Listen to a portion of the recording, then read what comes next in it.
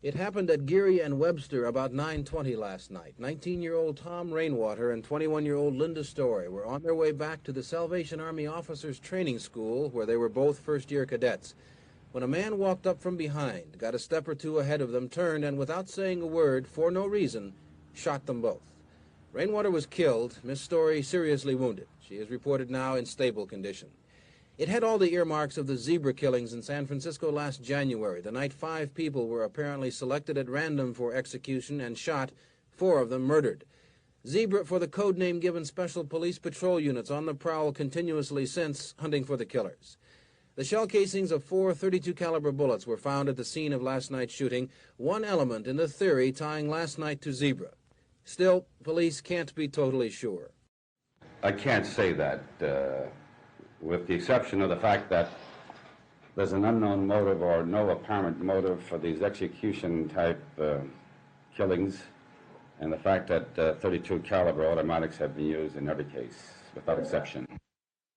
Had just one really controlling thought, and that was to do something meaningful with his life. And he felt this was through the program that Salvation Army offered.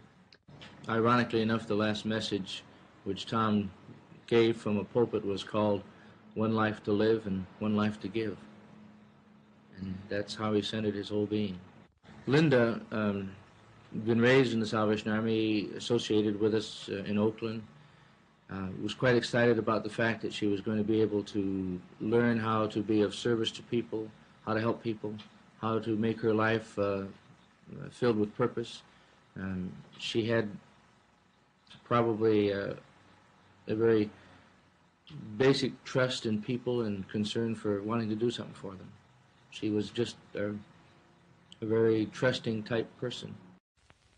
This one at Fillmore and Hayes about 9:30 last night, with the horrible similarities to all the others. No apparent motive, no word spoken between attacker and victims, a .32 caliber weapon. This time it was 18-year-old Ward Anderson and 15-year-old Terry White, each shot twice by one gunman. Both rushed to Mission Emergency, where their condition is now reported as satisfactory.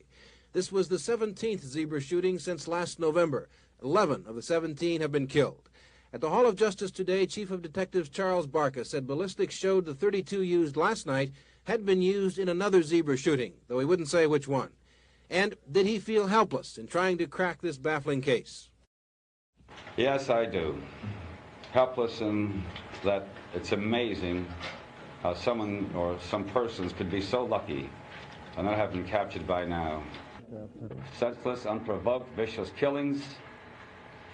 2, the same type weapon used every time, a .32 caliber automatic, and which of course ties in with no motive, the fact that robbery was never a motive.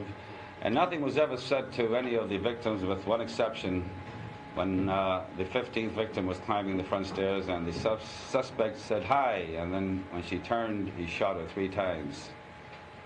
Chief, and also the fact that's quite obvious to everyone that the victims have all been white and the suspects have all been black. There's really nothing a police department can do to prevent this kind of thing. Is there you can't stake out every bus stop in the city? It's literally impossible. Literally impossible to cover everything. We're doing the best we can. Terry's mother, Mrs. Bernice White, has had more than her share of hardships this year. She had just gone to bed and was nearly asleep last night when the phone rang to bring her news that her son had been shot down. She waited with him at the hospital all night until 5:30 this morning. Then she returned this afternoon when Terry was removed from the recovery room. I guess it was a nurse called me and said that wanted to know who I was, and I told her, and she says, "What, do you have a son named Terry?" And I said, "Yes." And she said, "Well, you better get over to the hospital. He's been shot." Can you think of any reason whatsoever why anybody would want to shoot your son? None whatsoever. None. He would just stand there waiting for a bus. Barca says police have a pretty good description of the assailant last night from the victims, but he makes a special plea to anyone who might have any information about a car they thought was being driven suspiciously around that time, around that location. In the meantime, Operation Zebra, the largest manhunt in the history of San Francisco, continues. Pat O'Brien, Eyewitness News at the Hall of Justice. I know everybody's kind of interested in what the effect of the court ruling has on our department, and I prepared a little statement which I will read, and I hope it will indicate to the men in our department and the public how we feel we should respond. I think the hearing brought out fairly well that our efforts were sincere, that we're just trying the best we can to stop this rash of bad, senseless killings. The men in our department, I was out on these operations, and believe me, they're just trying their best to bring this thing to an end. There will be no lessening of our efforts to apprehend the so-called zebra killer or killers. As a matter of fact, prior to the request for a temporary restraining order, we had been developing and have implemented new tactics which involve additional personnel. We will continue our efforts with a maximum of manpower, utilizing every means available within constitutional limitations until the person or persons responsible are apprehended. So, Chief, does the court ruling in any way impede your efforts? no, I don't believe it does at all. As a police officer, I see myself as a role model. I see myself as a guardian. I see myself as someone who is there to keep the peace. But I also see myself as being the person that also has to remain neutral.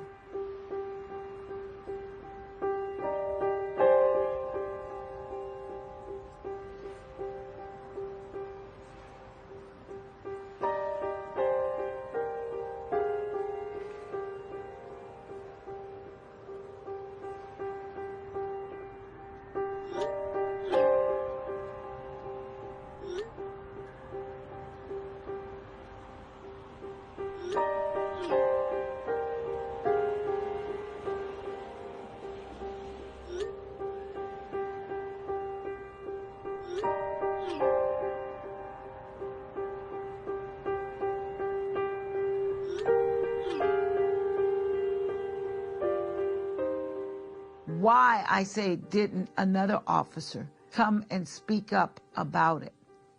Because ultimately their silence helped to promote this type of conduct.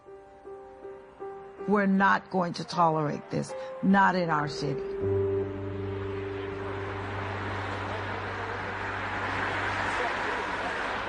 Thank you, sir. Thank you.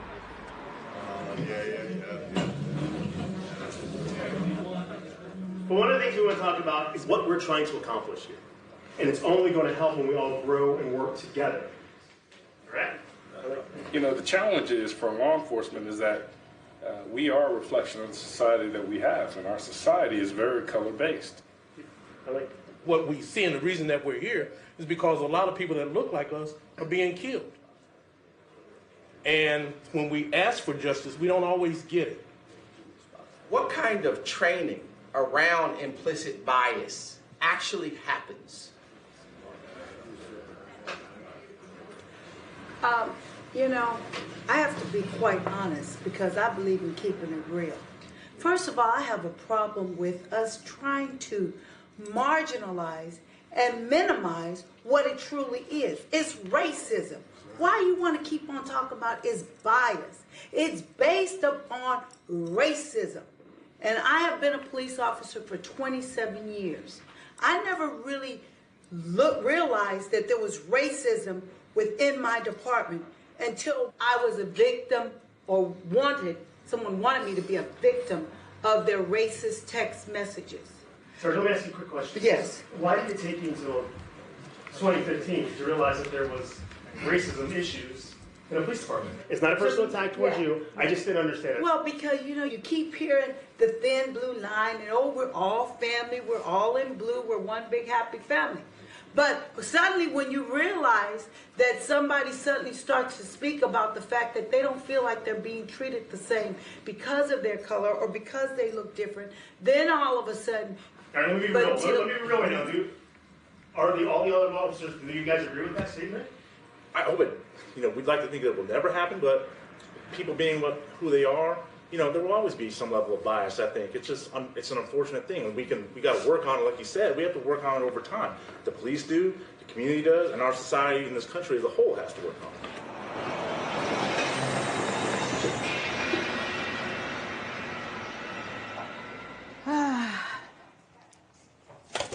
As law enforcement, we have an ultimate responsibility. We have forgotten about our disenfranchised communities. We've unfortunately written them off. And in doing so, we have citizens who say, I can't trust the police. Citizens who say, the relationship has been broken. 11 David, Charlie, are you still out at Carter? 3 George 119. Did you put myself in the 107 on a 585? The 1020? When an officer perceives fear, it could unfortunately wind up in a deadly situation. I've found a way to not let fear promote me immediately to go to another higher level of a use of force. Barbara was advised of me 10-8. Fear has promoted me instead to slow down, reassess the situation, and try and handle things in a verbal manner.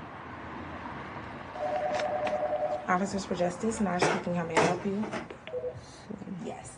So for me, my strongest weapon will never be my gun. For me, my strongest weapon will be my mouth, and then after my mouth is my knowledge.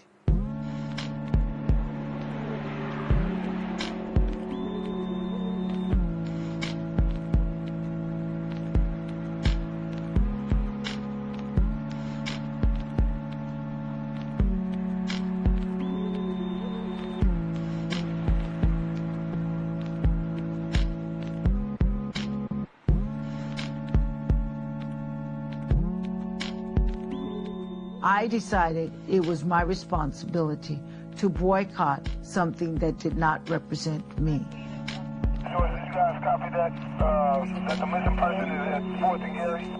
I'm a police officer 10 hours of the day in uniform. And after that, I become a citizen just like every other citizen. I want to see true reform.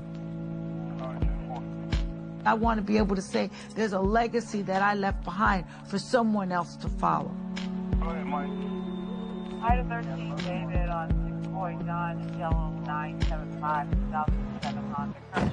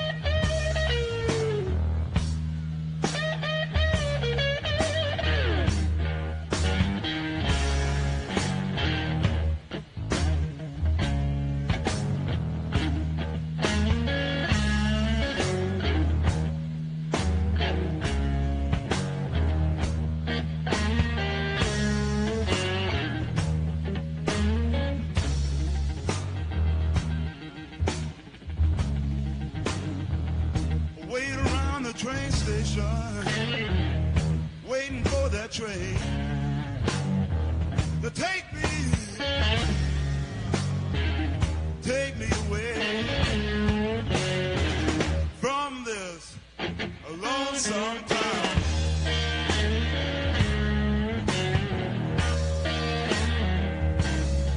Whole lot of people put me through a lot of changes, and my old lady there put me down.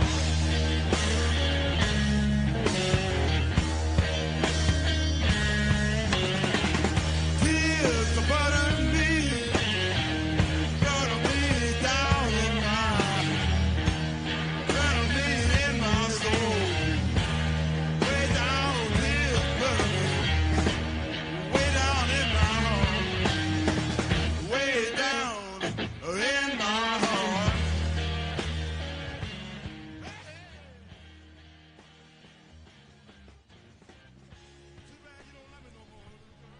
Katherine Massey Book Club, Context of White Supremacy.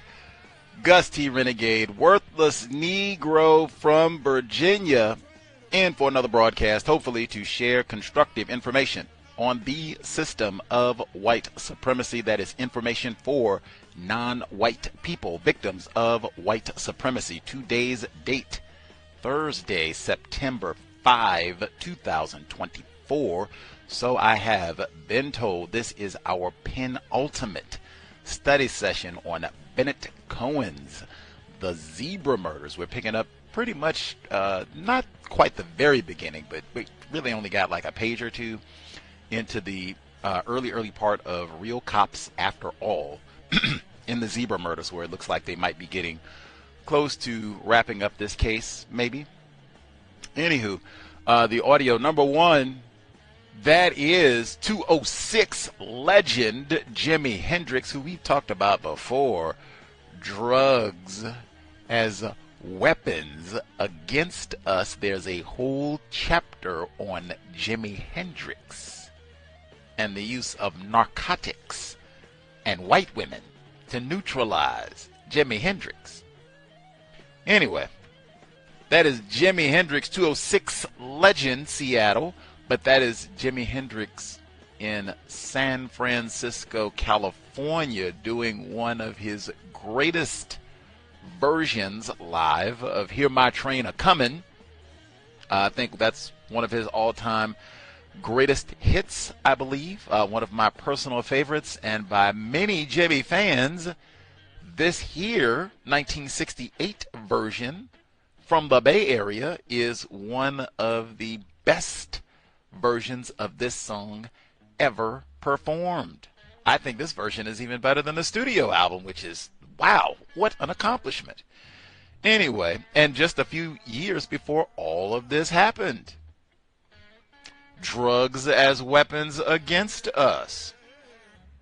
Thank you, Jimmy. Now, the audio that we heard at the beginning, we talked last week about the shootings of Tom Rainwater, Linda Story, Ward Anderson, Terry White, went through all of that, and then hearing the alleged helplessness of the white enforcement officials, and them having their whole Operation Zebra manhunt. They said last week that line of the book, 8 to 80, blind, crippled, or crazy. If you were a black dude, you were getting stopped. They said unless you were the Los Angeles Lakers center.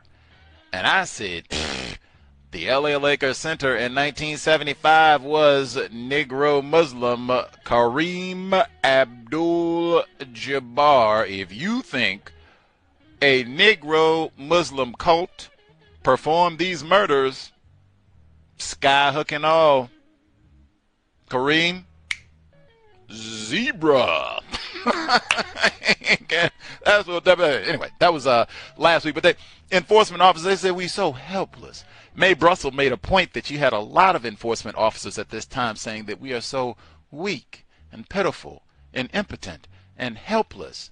Oh, if we just had help. And they got all kinds of war on crime, SWAT teams and computerized assistance. Boy, did they get help for the lame, worthless enforcement, and particularly worthless in the Bay Area. Next, you hear them talking about the suit after all the protests in which Committee Against Racism and black people protesting that these stops, Reverend Cecil Williams and others, much absent the presence of Reverend Jim Jones, unless I've been negligent in my studies. But these stops were found to be unconstitutional. You can't just stop all the black males you want anytime? Really? Anyway, so they allegedly pulled these stops back, but you heard the white enforcement officer saying, hey, you heard from the enforcement or the judge that we were doing the right thing, Oh, shucks. We weren't practicing racism. We were just going out and trying to get these crime stops. We didn't go out and just bust down any old black people. What happened to Lynn Swan? Quiet down. Man, we transitioned so smooth.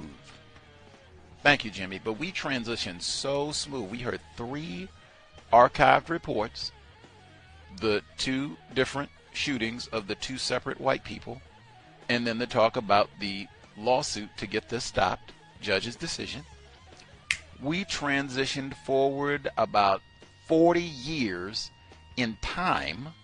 We went from, let me see if I can sync things up correctly. We went from Nixon being in the White House, although it might have been transitioned to Ford by this point, and then transitioned forward 40 years to President Obama being in the White House. Some things change, some things stay exactly the same.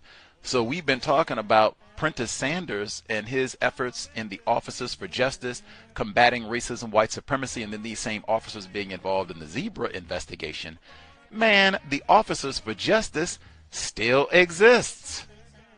We heard from Lieutenant Yolanda Williams. She resigned from the San Francisco Police Department a few years back, but she formerly was the president of the Officers for Justice, and that was her that you heard talking about, hey, let's not be pussyfooting it and minimizing it and calling it some bias and all the rest of it, sounding like yours truly. It is racism. I had to stop that's how you tell them. That's the way you do it. Right on. I had to calm down, Brother Gus. Calm down.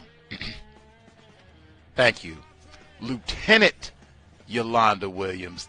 Boy, spectacular, but that president of the Officers for Justice. Now, you want to know what text messages they were talking about? Because you could hear the audio alerts for the text, but they didn't verbalize. I'm going to tell you, so what texts were those from the San Francisco police officers in 2015? All this came out. Just boarded a train at Mission and 16th. I've been at that station. Okay, watch out for BMs. What is BMs? Who are they stopping for? The privileged black male. I wonder if it's 8 to 80, blind, crippled, or crazy. Watch out, Leroy. So let me get back to the text. Okay, watch out for BMs. Too late. I'm surrounded, and the only gun I have is broken. Doesn't it sound like The Walking Dead? You got the zombie. I don't have no gun. I don't have a knife. What am I do?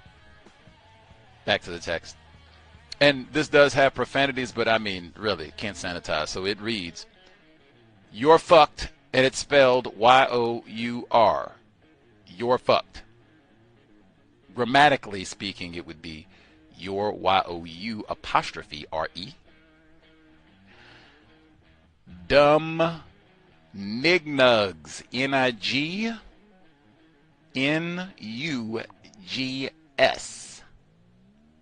These are the text messages that the Officers for Justice were responding to. Now, didn't Mr. Sanders, he said that they were calling them Leroy and Nigra and all the rest of it. So in 40 years, we have progressed from Nigra, Leroy, why are you calling me? Oh, I didn't mean it. To nignugs.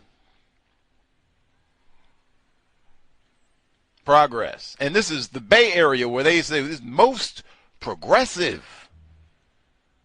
Nignugs. Any hoodles. I appreciated the commentary that they gave in talking about using their brain computer and trying not to be aggressive and all of the racism that, and even after she said all that, you heard other individuals, many of them non-white, coming back and saying we all have bias and all the rest of it. Victims guaranteed qualified, but wow, you could totally have the let it had been a black person accused of shooting a San Francisco 49ers football player, mugging them. Let that have been a black dude, a black teen who did that this past week, and they had gotten away. It would have been all kinds of zebra, rhino, gorilla, orangutan searches 2024 in San Francisco. For people who don't follow the news, it was a white teen who did indeed shoot a San Francisco 49ers football player days before the opening of the season. Shot him and mugged him, no less. Lynn Swan rolling over in his grave. Joke. Katherine Massey Book Club, Context of White Supremacy. Bennett Cohen's The Zebra Murders. Audio segment 1.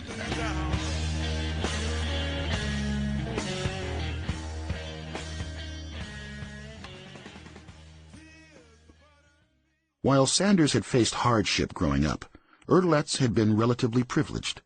The son of college football legend Eddie Erdelatz, one of the most successful coaches in the history of the Naval Academy's famed football program, Erdelatz had a military mien, with a crew cut and a conservative outlook that was night and day from the more liberal attitudes of both Guilford and Sanders. In Sanders's mind, he was also pointedly insensitive when it came to racial matters.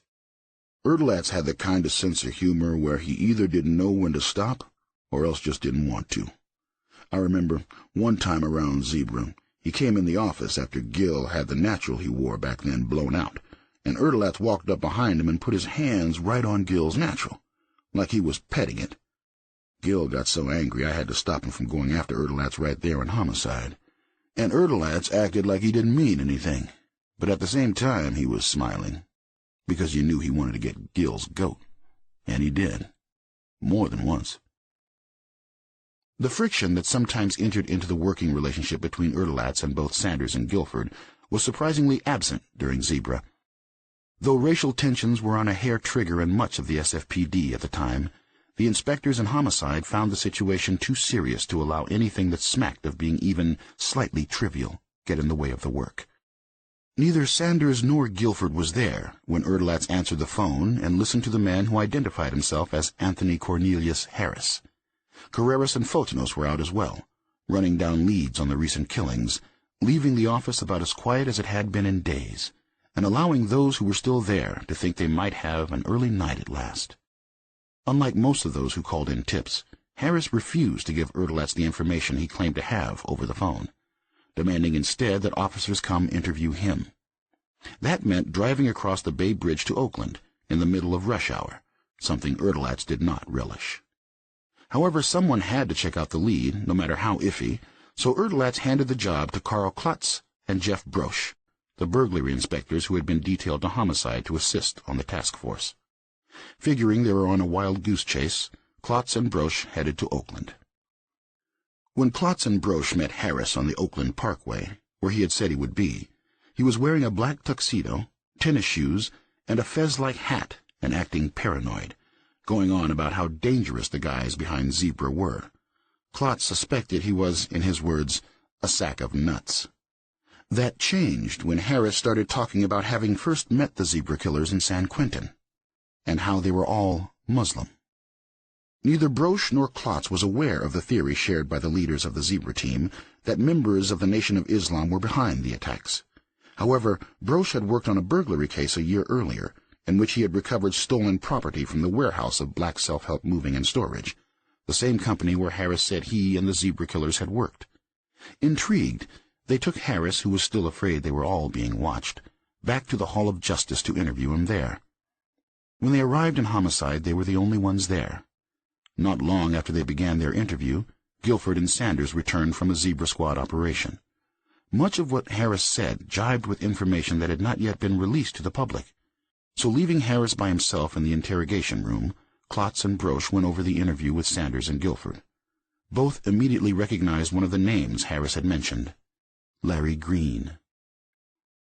The moment we heard Green's name, a kind of electric shock went through Gil and me, Sanders recalls. It was like all the tumblers in a lock coming together again. Harris talked about the Haigs being attacked, about Erakat, about Danzig, the 5-in-1 night, all of it. We'd been knocking on this door for so long, and now finally it seemed like maybe, just maybe, it was starting to open. And it actually made you feel a little shaky, like you had to catch your breath. Guilford immediately called Charlie Ellis and informed him about what Harris seemed to know. Ellis told him to call in everybody. Carreras and Fotinos conducted a formal interview with Harris later that evening, with Guilford also taking part. As the interview progressed, Others on the task force began to search for information on some of those whom Harris said were involved. One name among those mentioned by Harris deeply affected Guilford: Dwight Stallings, who as a kid had been Little Jug to Guilford's Chughead. Recalls Sanders, "Gil said Stallings was a good kid, but after King was killed he let his anger get to him, drifting into the whole separatist thing, trying to match hate with hate. When you do that, you're lost." What Guilford heard in that first interview, and what emerged in greater detail in subsequent interviews that Harris had with Carreras, Fotinos, Guilford, and others, was a profoundly unsettling account of horror. Harris's recollections were not always clear or consistent. In addition, as he had no guarantee of immunity at first, and was already on parole for other crimes, which meant he could be tossed back in prison if he was found in violation, he almost certainly couched much of what he said in such a way as to minimize his own guilt. Even so, the cumulative effect was overwhelming when it came to establishing the conspiracy behind the crimes and the guilt of the conspirators in the 6 months of terror that had become known as the Zebra Murders. Harris began with his release from San Quentin the previous summer, and his meeting with Larry Green at Temple No. 26.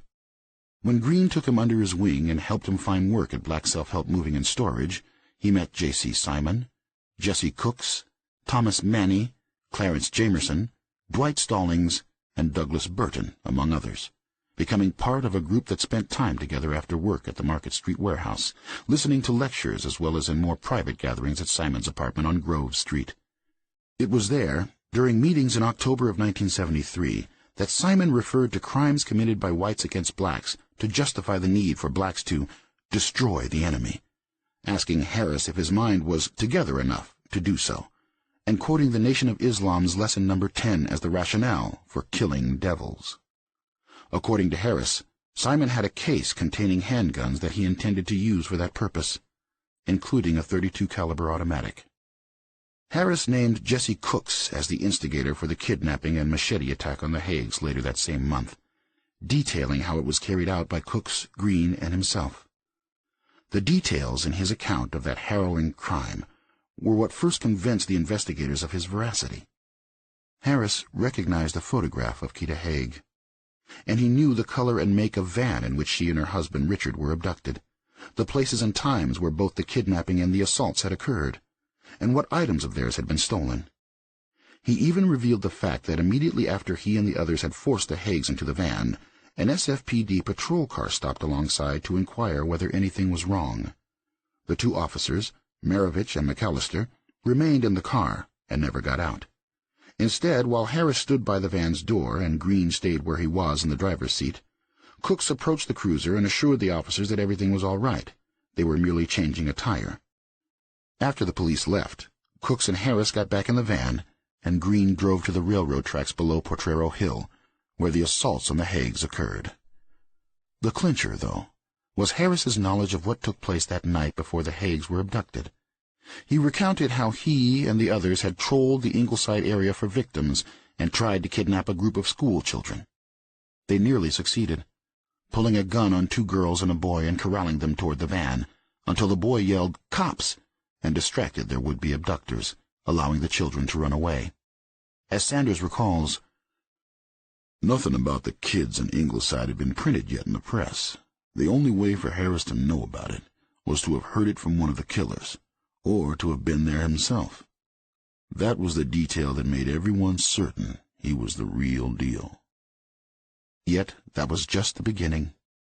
Harris went on to relate how in November, after Cooks had been arrested for the murder of Francis Rose, Manuel Moore was released from San Quentin and became part of the group at Black Self-Help.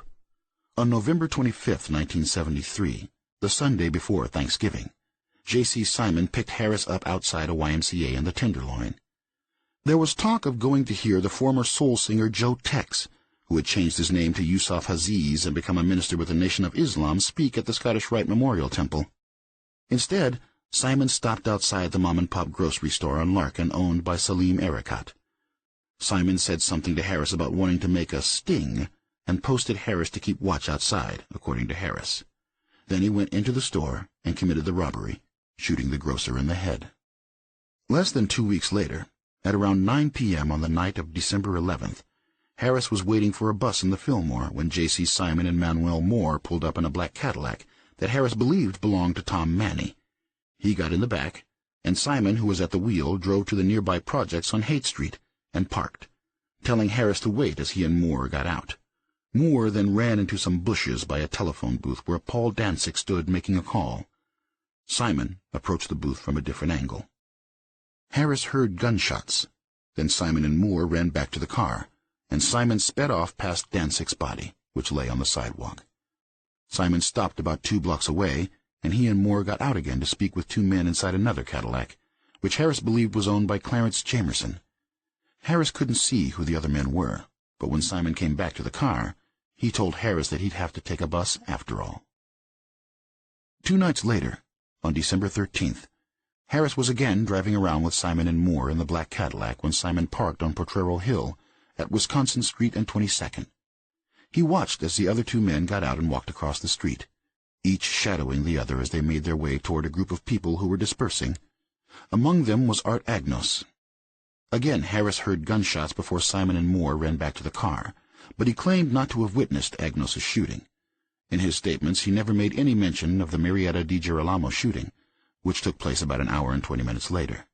DiGirolamo was shot by a black man whom witnesses described as similar in some ways to both Simon and Moore. Harris could give no information about the shootings of Ilario Bertuccio and Teresa DeMartini a week later, on December 20th. Witness descriptions would allow the investigators to tie Manuel Moore to the Bertuccio murder, and a car similar to Larry Green's Dodge Dart was spotted near the scenes of both crimes. Nor was Harris present when Neil Moynihan and Mildred Hostler were slain on December 22nd, by men whose descriptions would later be matched to Moore and Green, respectively. Although he claimed to have no knowledge of how the victim known as Unknown Body No. 169 died, Harris did admit that in late December, around the same time as the shootings of Hostler and Moynihan, Larry Green asked him to help dispose of what he realized from its look and smell was a body wrapped in plastic. The 2 men retrieved it from the black self-help warehouse and carried it to Green's van, then drove out to the Great Highway and dumped it on Ocean Beach. Harris's account of the night of January 28th has been incorporated into the narrative of Chapter 7. Having driven with J.C. Simon and Manuel Moore to the Fruit of Islam house, about a block or so from Temple No. 26, he was standing outside, waiting for them to return to the car, when he heard gunshots at a time that corresponded exactly to the killing of Tana Smith at the corner of Geary and Avisadero. Harris was high on barbiturates that evening, and his memory of what followed was vague and at times inconsistent. In some tellings he claimed to continue riding with Simon and Moore, while in others he described riding for a time in a second car with 2 African-American men he said he didn't know. In both versions, though, he watched Simon and Moore go on a spree of unprecedented mayhem. Minutes after the murder of Tana Smith, Vincent Woolen was shot dead on Scott Street just a few blocks away. Then John Bambick was shot and killed at 9th and Howard south of Market.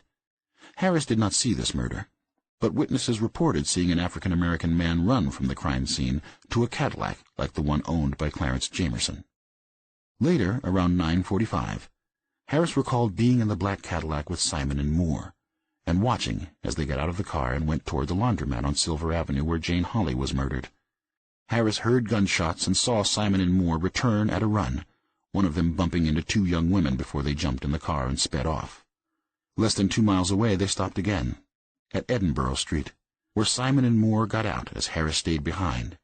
He heard the shots but did not witness the attack on Roxanne McMillan that left her paralyzed.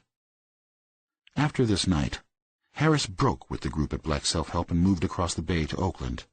He had no knowledge of subsequent crimes considered part of the Zebra murders. However, on the night he turned himself in, Harris did make claims about other crimes. One was a stabbing in Berkeley that Harris said had been committed by Larry Green before the attack on the Haigs. There had indeed been a killing similar to what Harris described on about the same date he told the police, but the authorities never felt there was enough evidence to tie it to the Zebra murders or to bring charges against Green. While making his statement, Harris spoke of a group in the Nation of Islam called the Death Angels, whose members, according to him, killed white people to amass points and gain entry into the hierarchy of their exclusive secret society. For many, Harris's story of the Death Angels came to define the Zebra killings. However, it wasn't this that convinced investigators his claims were true, but what he said about the crimes themselves. Around 10 o'clock, Klotz and Broche, accompanied by Guilford, drove Harris back to Oakland. Guilford was concerned about letting him go, fearing he would be in jeopardy if any of the men he named learned he had gone to the police, but Harris insisted on going home to his family. When they left him, he seemed safe. Later that night, Harris called Carreras and Fotanos from an Oakland police station, claiming he had talked to Green, who had told him that people knew what he had done and that a contract had been taken out on his life. He asked for protection for himself, Deborah, and their child. So Carreras and Fotanos drove out to Oakland again and brought Harris and his family back to San Francisco, to the Holiday Inn at Market and 8th, not far from the Hall of Justice. What followed was a tragic comedy of errors that began that night. It might have been funny, if not for the danger involved, and the bloodshed that had gone before. Harris escaped custody, somehow giving his guards the slip. This continued for weeks. Sometimes he would disappear for days and then call up and once more ask for protection. Even when witnesses are more predictable than the wildly erratic Anthony Harris, knowledge of their whereabouts is privileged information.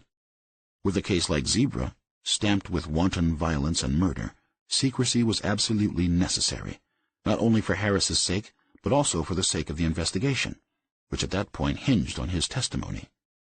So Gus Carreras was taken aback when an SFPD officer who had nothing to do with the case came to the Homicide Bureau and asked straight out where Harris was being held. When Guilford and Sanders learned about it, they were surprised too, although not by the name of the officer who had asked. It was Jesse Bird. According to Gus Carreras, Bird said he was making the inquiry on behalf of the Nation of Islam. Carreras, of course, refused to tell him anything, adding that if he didn't stop trying to discover Harris's whereabouts, he would report him. Though neither Guilford nor Sanders ever spoke to Bird about the incident, both were deeply disappointed. Sanders explains, "Jesse and I had run-ins more than once, over a number of issues, but I never expected anything like that from him. To this day, I don't believe that Jesse intended any harm to come to Harris. From what I understand, Jesse's involvement with the Nation of Islam was just beginning at that time, and when you're a recent convert to something, you often try to please those above you, believing things that might be better viewed with a critical eye. It's more than possible that someone with the Nation told him they were afraid Harris was being held against his will, and that all they wanted to do was talk to him. Talk was hardly where it would have ended if you ask me, but I wouldn't be surprised if Jesse believed that the information would do nothing to endanger Harris, even though we all felt sure it would." Part of what so disappointed Sanders about Bird's request was that while his job as a police officer was first to protect the public, he seemed to be putting another priority and another loyalty above that. What is more, his behavior gave an opening to racists. "Remember, there were cops on that force who were slandering black officers, trying to make it seem like we didn't care, and here Jesse was giving them fodder. We had real battles to fight, and real injustice to put an end to. Jesse knew that. He was as much a part of the Officers for Justice suit as anyone. Hell, he was the president of OFJ back then. But Harris came in on his own. Period. And you have to know when you've got a real fight worth winning, and when you're just wrong." Ultimately, information about where Harris was staying did leak, but not from anyone on the police force. It came from Harris's girlfriend. For some reason, Deborah, the woman he was with, started talking to Carolyn, the woman he used to be with, Sanders said, shaking his head at the bizarreness of it all. And then Carolyn leaked out word they were at the Holiday Inn. Soon people from the Nation and Black Self-Help began showing up in the lobby, forcing Klotz and Broche to spirit Harris and his family out the back and install them at another hotel. Later, Harris took off on his own again, going to Berkeley to see the mother of Larry Green, hoping she might talk her son into confessing to his role in Zebra. Upset by Harris's tale of bloodshed, Mrs. Green asked him to come back and speak with her husband about it. So Harris returned later that evening and went through his story again for Green's father. Afterward, his mother called Green in San Francisco and confronted him about Harris's account. Green told her to put Harris on the phone, then began to yell at him, ordering Harris to get out of his house and threatening him with violence if he ever returned. Harris left and soon was back under the protection of the SFPD. Except in court, he would never again see the young man with whom he had once been so close, and who had first brought him inside the walls of Black Self-Help. Though the SFPD had Harris, they did not have the alleged perpetrators. By his own account, Harris was an accomplice, and as such all his claims had to be corroborated by another source to have the weight of proof in a court of law. Otherwise, the task force would have nothing. By April 24th, with the sweep still going on, the task force began to set up round-the-clock surveillance of the men Harris had named. Guilford, Sanders, and the rest of the Zebra Squad conducted part of that work. New surveillance units were brought in as well. Codenamed the Rainbow, Yellow, and Eagle Commands, they were assembled from officers in the narcotics, sex, and missing persons details. Setting up in the Bradmar apartments at 1651 Market Street, which were separated from Black Self-Help only by a narrow alley, the crews kept watch 24/7. The officers in the Bradmar had warrants not only to take photographs of Black Self-Help, but also to use the latest audio surveillance equipment to record what was said there. In addition, they were equipped with enough mobile units to maintain a constant watch on every single individual involved, no matter where they went. Greg Corrales, the narcotics officer who had busted Zebra victim Paul Danzig in a violent confrontation just a week before he was killed, was one of those assigned to the surveillance squads. Known as someone bold enough to do almost anything, Corrales offered to put himself in harm's way as a potential victim, suggesting he walk alone along darkened streets in areas that were deemed the most dangerous in the hope of drawing the killers out. The offer was turned down as too risky, even for Greg Corrales. Napoleon Hendricks, who years later became Sanders' last partner in homicide, also did surveillance on Zebra, working inside the apartment that looked directly down at the parking area behind Black Self-Help. Nothing Green, J.C. Simon, or the others did or said was directly incriminating, but the crews soon became aware that they were using slang as code words to talk about the terrorism that was still clearly their goal. Although Hendricks worked on the visual surveillance, not audio, he recalls some of the terms they deciphered. Going rolling meant to go searching for victims to attack, while to sting meant to do the deed itself. Knapp and the others could tell they were getting ready to go out rolling again, as they called it, Sanders recalls. They knew that panic was high, and they wanted to time the next shooting in a way to maximize its impact and its terror.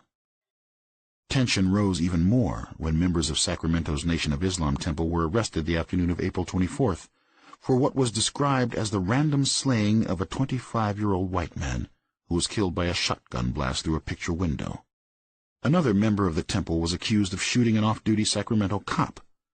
The arrests created a temporary lockdown of the black community in Sacramento that went even beyond the severity of the sweeps in San Francisco, with a large portion of the ghetto being cordoned off for over 6 hours while the police searched for suspects. 2 other motiveless shootings were said to have occurred in Sacramento since the Zebra sweeps began, and the sheriff told the press he thought they had been fostered by the Zebra attacks. By this point, word had spread among cops throughout the region that members of the nation could be involved in Zebra, Sanders explains. And when the shootings in Sacramento happened, the connection became pretty much an open secret. Despite the arrests in Sacramento, and the fact that the men of Black Self-Help knew Anthony Harris had made contact with the SFPD, they continued to talk about going rolling again soon. It was as if they felt they were invisible, or invincible. Though under constant watch, Harris escaped custody again and again, slipping out through windows, back doors, and service elevators. Harris was not exactly an ideal witness, Sanders says with more than a touch of irony.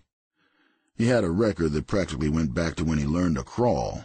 He had drug problems, and he was prone to overstatements and delusions of grandeur. Plus, he had a habit of slipping out of custody just when you needed him most. He even did it after the trial started, picking up and taking off without anybody realizing it. I'm talking about a material witness. Lose him and you don't have a case. The U.S. Marshals were guarding him then, and Klotz and Broche had to go search him out. Fortunately, they found him down in L.A., or else God knows what would have happened. In this instance, Harris had gone off to find a lawyer. He was getting nervous, and he wanted to be assured that he would get the reward as well as immunity. What is more, he wanted the promise of both to come from none other than Joseph Alioto. Alioto didn't know anything about Harris until the lawyer who claimed to represent Harris approached him at a fundraiser for his gubernatorial campaign. At first, Alioto wasn't sure what to think. When he found out that what Harris's lawyer had told him was true, and learned from the SFPD that they no longer knew where their potential star witness was, he responded with profane eloquence, suggesting in no uncertain terms that they should locate him. Fast. Klotz and Broch were soon back at Harris's apartment in Oakland, hoping they would find him there. Instead, they found a man lying in wait for him. It was Dwight Stallings. Gil and I were trying to track down information on Tom Manny, who owned Black Self-Help, and who Harris also named as being involved, Sanders remembers. So I was with Gil when he heard about Stallings waiting there for Harris. He had been holding out hope that Stallings wasn't as involved as Harris said he was. But that was it. Gil gave up on the kid then, and it hit him pretty hard. The Nation of Islam used to refer to African Americans as the lost-found tribe of Shabazz. But the deeper we dug, the more we began to feel that these guys, at least, were just lost, with no way to ever get back to being found. Eventually, the Oakland police picked Harris up, and Klotz and Broch went to collect him once again. This time, however, he refused to cooperate until he talked to Alioto. So the leaders of the task force met to decide whether or not there was really enough to what Harris said to put it all before the mayor. Everyone agreed. There was. None of us had any doubt but that Harris was for real, Sanders confirms. I'm not saying he made us comfortable. Anthony was too squirrely to make anybody comfortable. And there was a lot to question when it came to what he said about motive, but not about who was involved. Those claims we all felt certain were legit. Alioto was on a campaign trip to Southern California when he got word from Gus T that the only way Anthony Harris would go on talking to the police was if he talked to the mayor first. Alioto immediately canceled all the appearances he had scheduled and returned to San Francisco that same night, arriving at 3 in the morning. At 3:30 a.m., the mayor met with Harris, Harris's lawyers, Charlie Barker, and Walter Gibini, the chief assistant district attorney. Carreras, Fotinos, Klotz, and Broch were also there. Absent, however, were Sanders and Guilford. It was one of the first important meetings on Zebra to which neither Sanders nor, more significantly, Guilford was invited. Alioto listened to Harris's story, paying attention as Carreras and others made sure that Harris gave the mayor the details that he needed to make a decision. Normally, plea deals are left up to the district attorney's office. Not in this instance, however. If any deal was to be made with Anthony Harris, it would be up to the mayor. Alioto only had one stipulation. Being an accessory to murder is one thing. Being a murderer is another. He would not grant immunity to anyone who had actually killed someone. Harris, as he had insisted all along, assured Alioto that he had not. With that, the deal was done. Immunity was his, and the reward would be as well, if his evidence led to a conviction.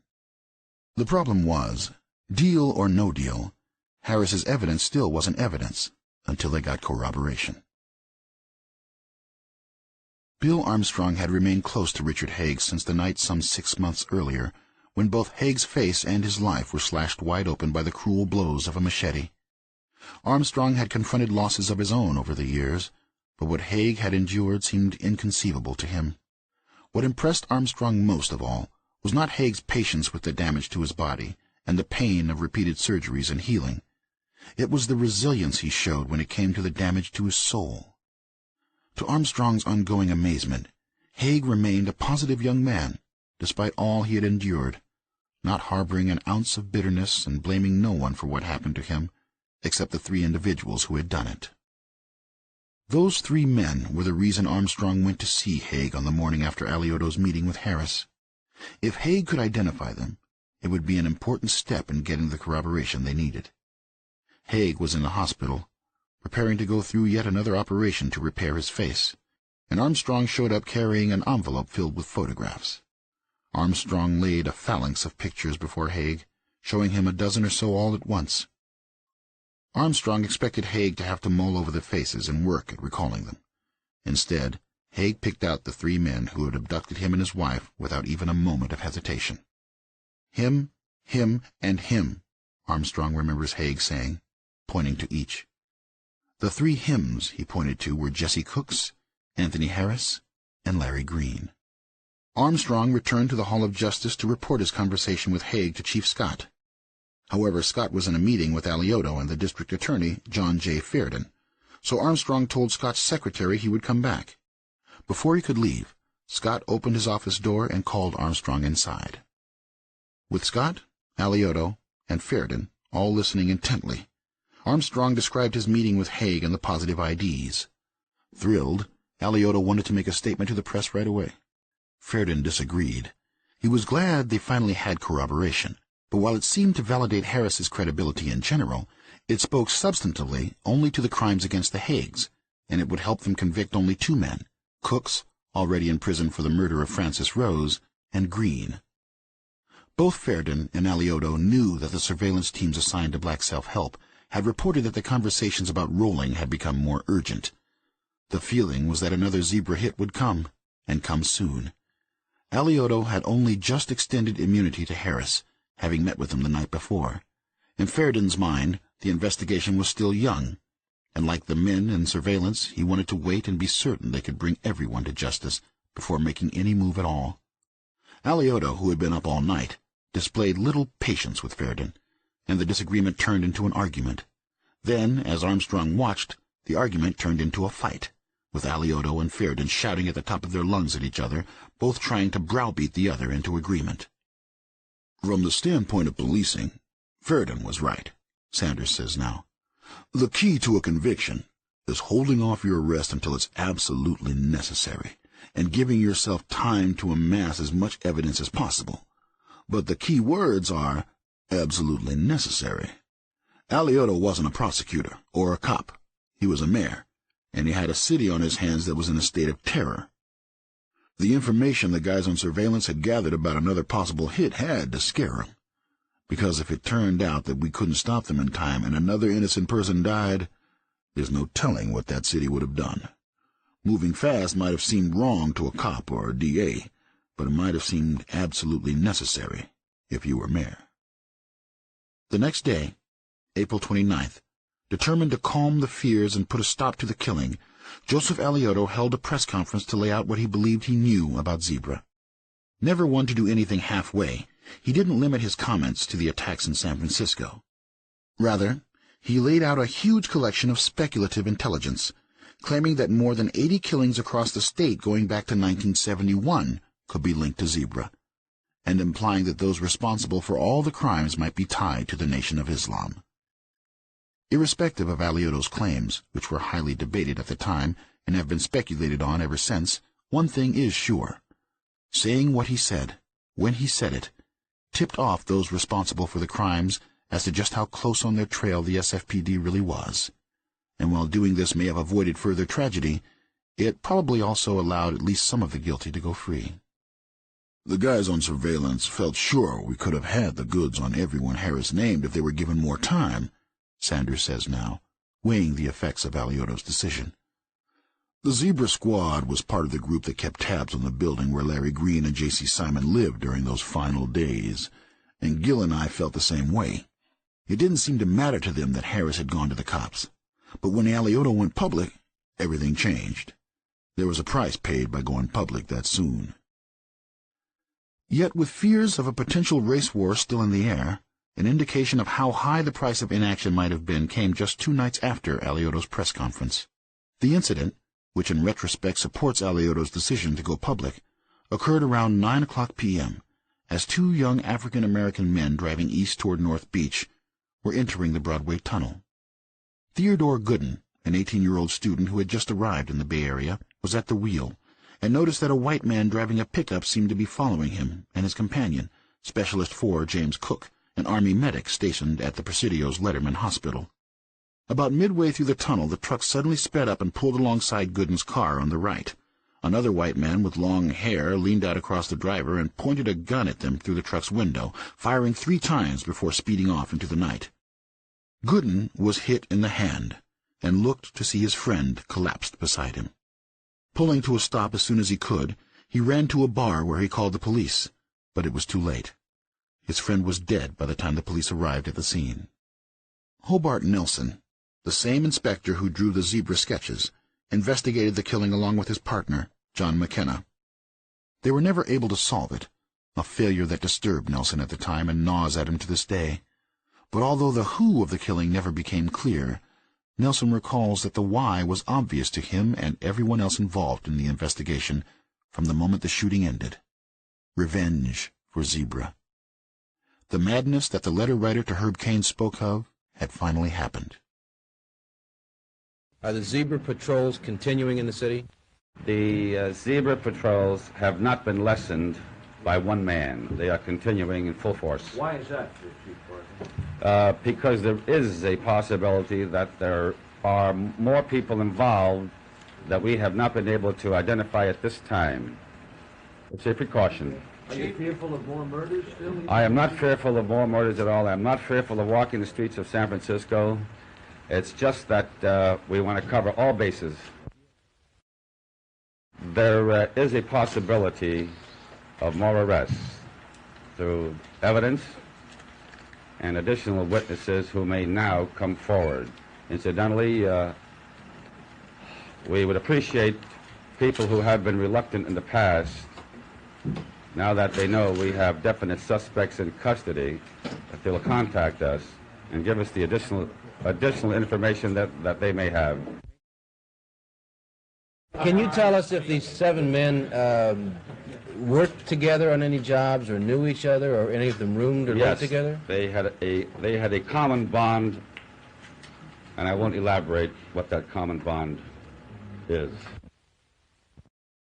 So I take it the bulk. to back that up. Yes. Did you find any findings? They'll be released by the DA's office and be on insufficient evidence. No, I didn't say that. I said those who are Muslims, yes, we will defend them, because we don't believe at this time that these men are guilty. We will support them. But if we find that these men are guilty, we will not support them, nor will we back them. But we don't believe these men that is locked up are guilty. The mayor have already convicted these men. All good-thinking whites should watch their leader, the mayor. All good-thinking blacks should watch their leader, the mayor, to make sure that whoever is guilty, that everyone gets a fair trial. Bismillah ar-Rahman ar-Rahim. Context of white supremacy. Gus T. Renegade, first audio segment. We will pick back up, getting close to the end of the text. We will wrap it all up next week, right here, Katherine Massey Book Club. Number to dial. I had lots of tech issues dialing in today, so hopefully it worked out better for you all. I'll give out both 720-716-7300, the code 564-943#. Press star 61 if you would like to participate, and or you can attempt the number I had been using, giving out. See if that one works for you. It failed for me. That number is 605-313-5164. The code 564-943#. Press star 61 if you would like to participate. The email untiljustice@gmail.com. untiljustice@gmail.com. Alrighty, since we're almost done, right? We only really have one chapter left, and that's the epilogue.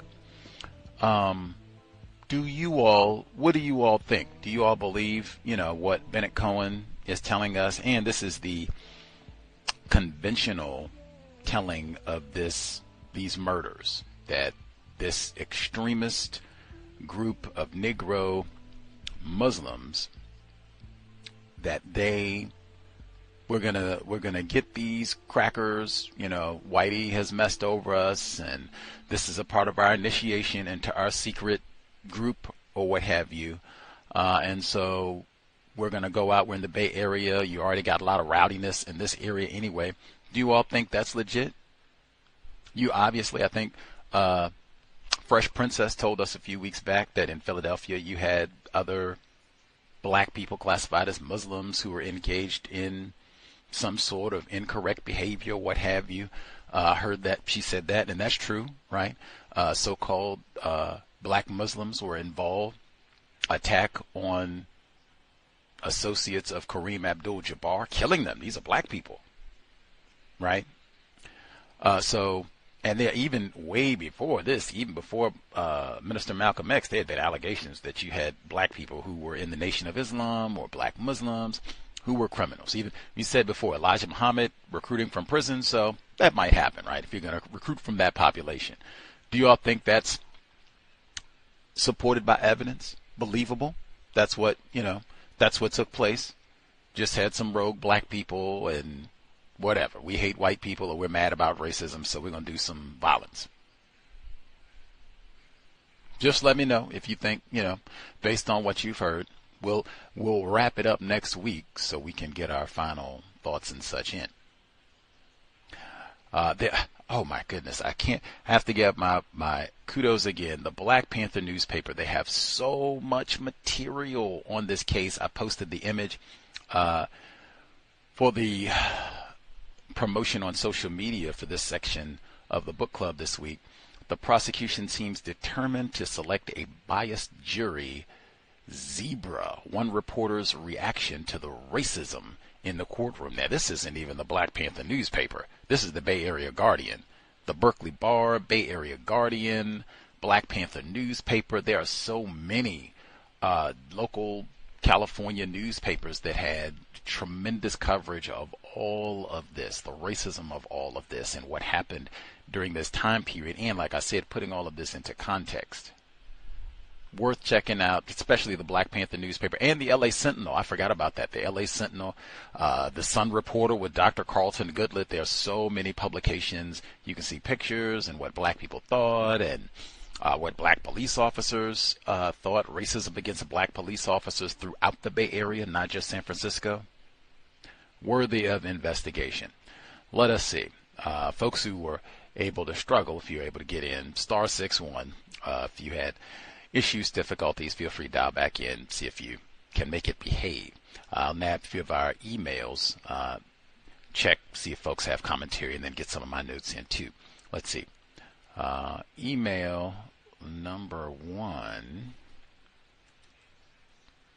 Oh, and while I'm getting emails, we will be right back tomorrow, early morning, 3 p.m. Eastern, 2 p.m. Central, 12 noon Pacific. We will be here discussing the London riots, white people lying, master deceivers. Early Friday, we're still doing neutralizing workplace racism, but early Friday as well. Double duty on a Friday. Forget Labor Day. Counter racist grind. So we'll be right back, basically about 14 hours. Okay, email number 1. Greetings, Gus. Callers, listeners, San Francisco is continually characterized as a bastion of liberalism, put that in quotes, by suspected racists and some non-white people. However, it is the location for the largest indiscriminate roundup of black males in U.S. history, and has also instituted a South African apartheid system requiring black males to have zebra cards. I know, right? That's another reason why I thought low-key, like, maybe that's part of the reason why this case isn't more well-known, like, for real. Zebra cards, largest roundup of Negro males ever. You didn't even do this with O.J. Simpson. Continues, liberal or not, it's just another plantation in the global system of racism, white supremacy. I totally forgot. We have done such exemplary work here at the Katherine Massey Book Club. Do you know what other autobiography we have read of a famous San Francisco resident who I believe was living there through all of this, and even direct connect to Minister Malcolm X, the great Dr. Maya Angelou. I bet if she didn't say something about all this, she was front row. She talked about being right there in San Francisco when Minister Malcolm X was killed in 1965. I bet she was still there when all this happened a decade later. Ew. Wonder what she had to say about all this. We'll continue.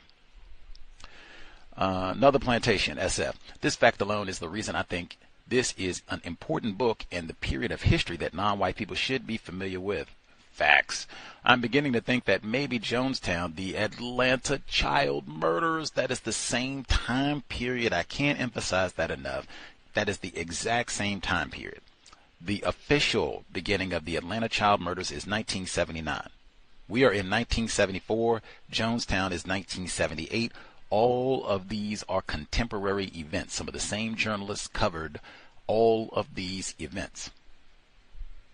Should be thought of together. And 22 caliber killings. I'm beginning to think Jonestown, Atlanta child murders, and now the zebra murders as part of a trilogy of events that are somehow connected. Isn't that? Talk about it. Maybe only due to the fact that my original understanding of them was so wrong or completely forgotten until they were re-examined on the COWS broadcast. Me too. I just wasn't informed about, especially Jonestown. Kool-Aid, man. Kool-Aid. Chapter 11. Erdelatz walked up behind him and put his hands right on Gil's natural, like he was petting it. Like you're at the petting zoo, you think? Terrorizing non-white victims about their hair is universal in the workplace in the global system of racism, white supremacy. Now that's one right there. This is 1974.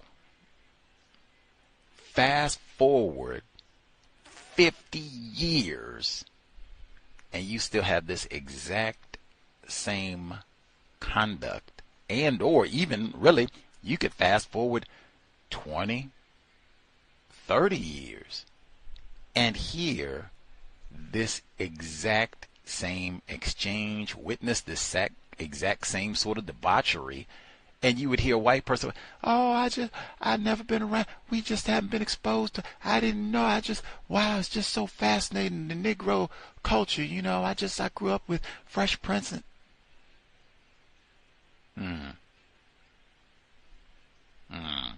and he said in that one, he said when he went to grab Gil's natural, said he smirked about it.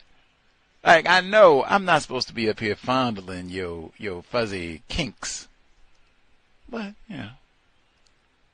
I'm a white man. Neutral. So much of this is workplace racism. I keep saying, and how many times now do we hear in the workplace somebody, I'm about to go upside you. I cannot emphasize enough. In the workplace, you are never going upside somebody's head. Never. Never. You can knock their arm away like, hey, don't touch my hair. In fact, don't touch me. Period. That's totally allowed. Cut it at the knees. Walter Beach the third. That's what he said. Okay, 2. There was a talk of going to hear former soul singer Joe Tex, who had changed his name to Yusuf Aziz and become a minister with the Nation of Islam. 1935 to 1982, reportedly succumbed to drug abuse at the end of his life. Drugs as weapons against us. John Potash. Thought of as a novelty act and a rival to James Brown. His 3 most popular recordings were Skinny Legs and All I Gotcha. I ain't gonna bump no more with no big fat woman. All right. 3. After this night, Anthony Harris broke with the group at Black Self-Help and moved across the bay to Oakland. He had no knowledge of subsequent crimes considered part of the zebra murders. However, on the night he turned himself in, Harris did make claims about other crimes. Just FYI in terms of geography, again, so somebody's saying, I got a problem with these black people, woo, I'm moving to Oakland. The plane flight from San Francisco to Oakland is 10 minutes.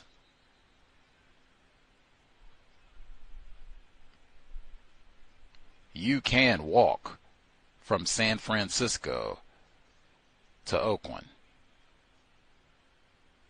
Even back then, they had public transportation from San Francisco to Oakland. I know we did here in the book, they said they didn't want to go at rush hour. And, hey, real talk, I don't want to drive from San Francisco to Oakland in rush hour. Jesus Christ. Oh, that might take 5 hours. But under normal circumstances, that is not like, oh, my God, I'm in trouble. I done ran off with the money in San Francisco. I need to go somewhere to hide. Where am I go? Oakland? That's as far as you could get? Jesus Christ, you could take the bus from San Francisco to... Oh, and that's going to be a very short bus ride. Anywho, our writer, was Harris connected to the CIA or FBI? It seems all a little too neat and convenient. They got so many informants and snitches and all the rest of it. I mean, really? You got somebody who was there and saw all of this, and they just conveniently turn themselves in and they get the reward money? But they didn't do none of the killing. Oh, that's why I said, is this like, really? Yo. Okay. 4. Though under constant watch, Harris escaped custody again. Even that. I think Shamika Harris told us a while ago, we have had a lot of instances of police incompetence. Lots. They couldn't find the body, Dante Hart, up in Mendocino County. Couldn't get the body back, and other instances, even Jim Jones, really, of total police incompetence. You get a snitch to wrap up serial murders that have been going on for almost a year, at least a good 6 months at this point. And, where is Harris? That Negro done slipped. And he done absconded to L.A. like over. Come on, man. Like, what kind of dudes do you have here, man? Lame. Let's see. He's slipping out through the windows, back doors, service elevators. This seems to be preposterous unless someone in the police department wanted him to escape. Come on. Facts. 5. Alioto. Raleigh laid out a huge collection of speculative intelligence claiming that more than 80 killings across the state going back to 1971 could be linked to zebra. This is in the newspaper in big, bold, black letters. Now, that would be another one there. If that's true, these dudes been doing all this, these Negroes been doing all this for that long, every police department in the state should be fired. Clear your desk and leave. You hang your head in shame. You're worse than Mark Furman. 80 killings? Are they killing all white people? You didn't even, matter of fact, pause. You didn't even catch Zodiac. Get out of here. It says 80 killings linked to zebra and implying those responsible for all the crimes might be tied to the Nation of Islam. We're going to blame it all on Louis Farrakhan? Jesus. Exaggeration of the threat of crime perpetrated by non-white people by suspected racists is so common. It did not seem to be necessary in this instance. White people were already stirred up. Facts. And then we can put it on some black. That old Negro Malcolm X did all this. I thought he'd been dead for 6 years. Well, his spirit, he started it. And Farrakhan carried it. Yes. Black Muslim. Come on.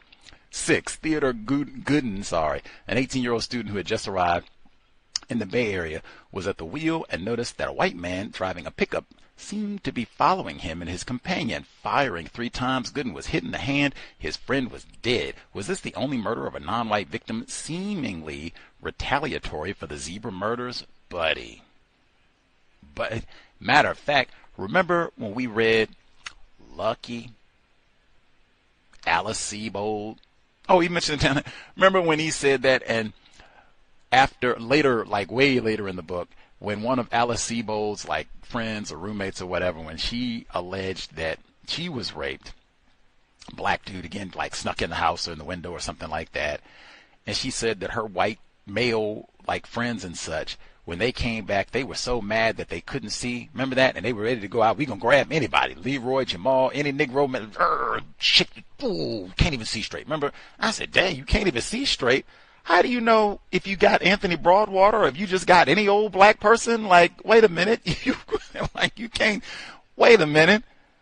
You got white people now. We just, any Negro will. Wait a minute. Lynn Swan might be out here tough. That's why I said now, okay, this sort of environment now, 7-foot Kareem, he's safe. Matter of fact, put Kareem out there, give him his Quran, the crescent, and you gonna tell me, yeah, he said, oh, that's old Captain, man, we can't wait till Magic get here, we gonna do it up, man. No. That tall Negro, zebra. Let's see. But to the point, I bet everything in life, this was not the only retaliatory. For this alone, we should know this case. You got white people going on. This would be another poll. So when we read 22 caliber killings, they go around shooting up black males, over a dozen of them, all over New York City, upstate New York, Western New York and Buffalo, up close to Canadian border, Niagara Falls, all that. Did you hear about the black people going out? Cracker's gonna pay for this one. We gonna get Whitey. Y'all killed 3, 4 of us. We killing 20 of y'all. Did you hear? I remember black people throwing rocks at white people. I remember that. I remember some black people being upset and thinking this is the 22 caliber killing. I don't remember no black people just going out and random. We are going to kill white people today. Y'all can't do nothing about the 22 caliber and Joey 22. Don't even worry about it. We got it. I don't remember that at all. Or the Atlanta child murders when they said they were suggesting this could be a white person. I don't remember them going out. We going to retaliate. We're going to get some white people. I don't remember none of that. I said it a couple weeks ago when I got it out of the newspaper. They put it in the newspaper. I asked then, are you serious? Joey 22, you think they're going to put that in the Buffalo Evening News? Black people on the east side, or fast forward now. Let's get the most recent one. So when they shot up the Tops, when he went and shot up the Tops grocery store a couple years back, did they put that in the newspaper, on the blog? Did you see that on YouTube? We're going down to where old Peyton Gendron, we're going down to that part of New York, and we are going to get Whitey. I don't remember that at all. Real talk, I saw it in the newspaper in the 21st century, so that's like in the 2000s. White people were still talking about revenge for the zebra. This was like 2007. This is after 9/11 even. They talk about revenge for the zebra. What about the Zodiac killer, man? Y'all never even caught him? Let's see. Lineups were scheduled for the same day. We have learned about the problems with lineups involving black males in the book club. CD book club selection, aforementioned Lucky, Alice Siebel, the wrongful conviction of privileged black male, Anthony Broadwater. And we'll pause there. We get to the rest of it later on. I can't emphasize enough, though, about that black people killed. Even that black people killed all are responsible for every crime in the state for the last 5 years. Like, what? What? And how is that? Anyway, I'm glad we read this book, and even I'm glad we read this book now because we had a victim of racism talk about this case and this book years ago. We didn't have a book club. I would not have been prepared as a researcher at that time, or even as a counter-racist thinker at that time. Time is right and exact. And even time, how right and exact that we read this book at this moment, the year O.J. Simpson died. He retired with the 49ers, and a San Francisco 49ers football player, they were in the Super Bowl last year, folks, got shot by a white teen and mugged. San Francisco. Blame that on Zebra, too. Louis Farrakhan mouthing off, and that's what I say. They out here and got everybody who can't respect the laws, can't have a football team, can't have Whole Foods or nothing in San Francisco. I aforementioned Shamika Harris, a.k.a. Lauren, should be with us as well. Other folks, star 601, if they have commentary, do share. Shamika Harris with us. Did you have commentary? Good evening, everyone. Thank you for allowing me to speak. Can you hear me? Yes, ma'am. Okay. I know I haven't been participating thus far, so I have a couple of things I want to say that's maybe not exactly from this week. First, zebra being coming from the phonetic alphabet. The phonetic word or pronunciation for Z is Zulu. It's not zebra. And I think the phonetic alphabet has been in place since like the 1950s, this one anyway. Now I have heard the letter S is Sierra. Now I have heard people say that Sierra used to be sugar, but that's the only one I've ever heard that's different from the way it is now. I've never heard anyone use zebra for the letter Z. But I think it's interesting that both of those terms, zebra and Zulu, are beings found in the area of the world called Africa. From last week, it was a part where after they gave out the sketches of what they thought the zebra killers looked like, they started getting all sorts of tips and things like that. Oh, and there's pictures in the book of these sketches. It's pretty interesting. And there's also another sketch that, anyway, just if you have the book, look at the pictures. But there was one, it said, meanwhile, letters began arriving at the Hall of Justice from people who claimed to know the identity of the zebra killers. Tourists wrote on hotel stationery about suspicious black men they had noticed on the street. A landlady claimed that a black man renting from her resembled the police sketches and that she couldn't always account for his whereabouts at the time when the killings took place. White people, I think, really observe the Negroes that are around them. I mean, the landlady, that's like me saying I can't account for my neighbor's whereabouts on Tuesday and Thursday, so law enforcement, you might need to go pick them up and question them. They could be the zebra killers. To me, that seems absurd, but I guess to that white lady, it did not.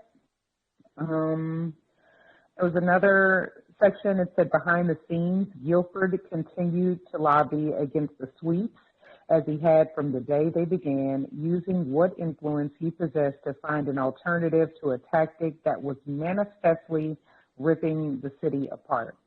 Ripping the city apart, I think that's a metaphor. In this case, I also think it's imprecise and inaccurate. I think it's likely that most of the people that did not appreciate or approved of the tactics that were being used by law enforcement were probably classified as non-white black. Let me see. Okay.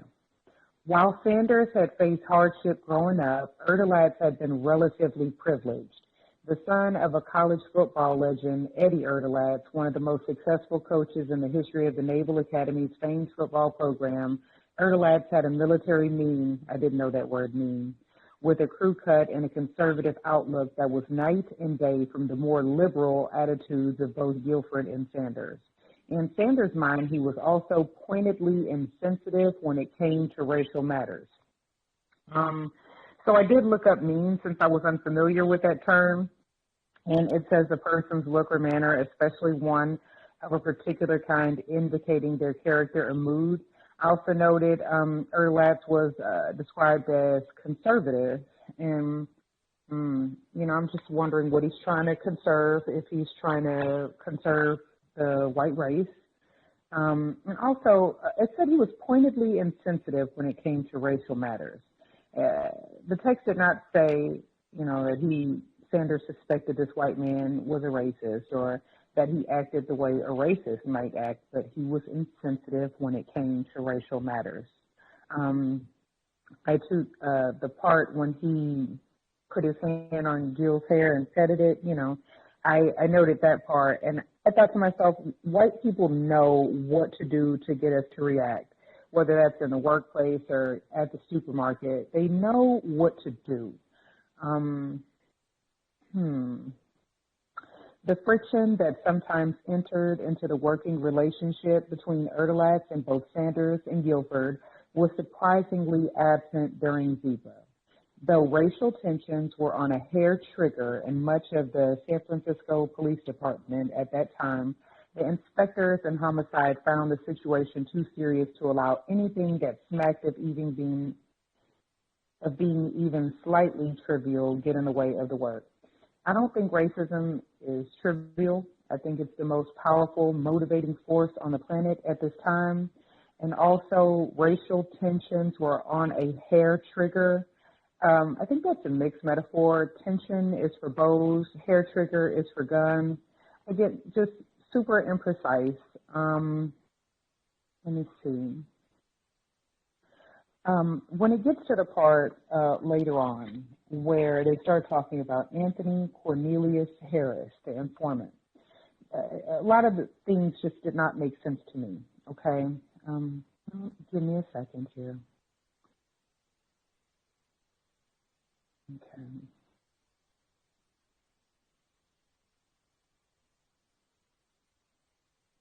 All right. It said, unlike most of those who called in tips, Harris refused to give Erdelats the information he claimed to have over the phone, demanding instead that officers come interview him. But then when they get there, they talked about the way he looked. He was wearing a black tuxedo, tennis shoes, and a fez-like hat. That is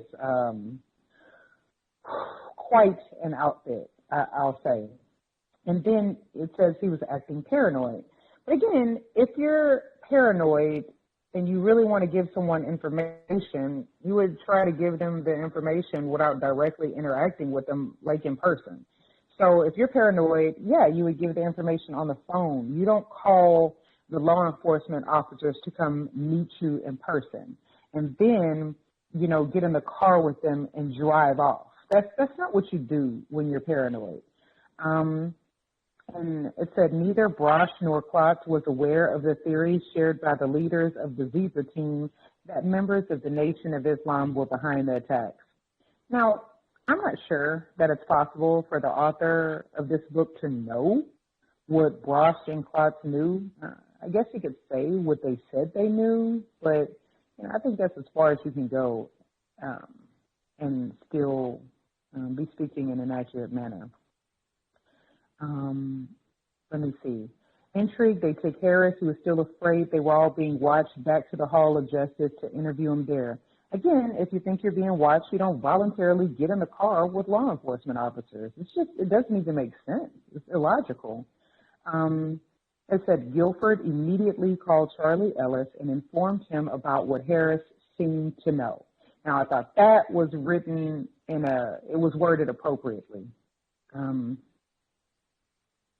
Harris named Jesse Cooks as the instigator for the kidnapping of and the machete attack on the Haigs later that same month, detailing how it was carried out by Cooks, Green, and himself.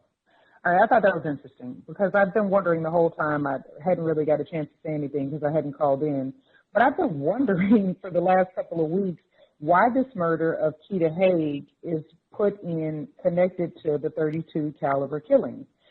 Because the killing of Cheetah Haig was not a shooting at all. It was like a stabbing, a chopping. They said they thought it was done with a machete type tool. So I don't see what connected those at all besides, well, in this session, Anthony Cornelius Harris and the idea, the so-called reports that the alleged attackers were classified as non-white black.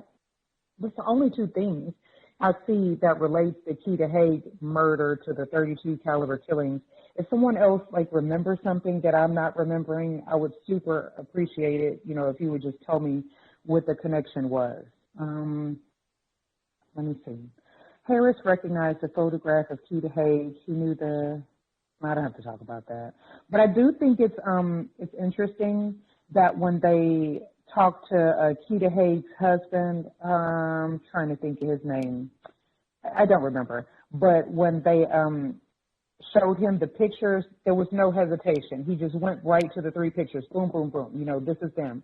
I think that is indicative of him already knowing what they look like. And I don't mean he remembered them from the attack. I think maybe law enforcement showed him pictures ahead of time, so when it was time to pick out the pictures, he wouldn't hesitate. Also, the informant, I think it's really convenient for the people trying to make a case against non-white black people who call themselves Muslims.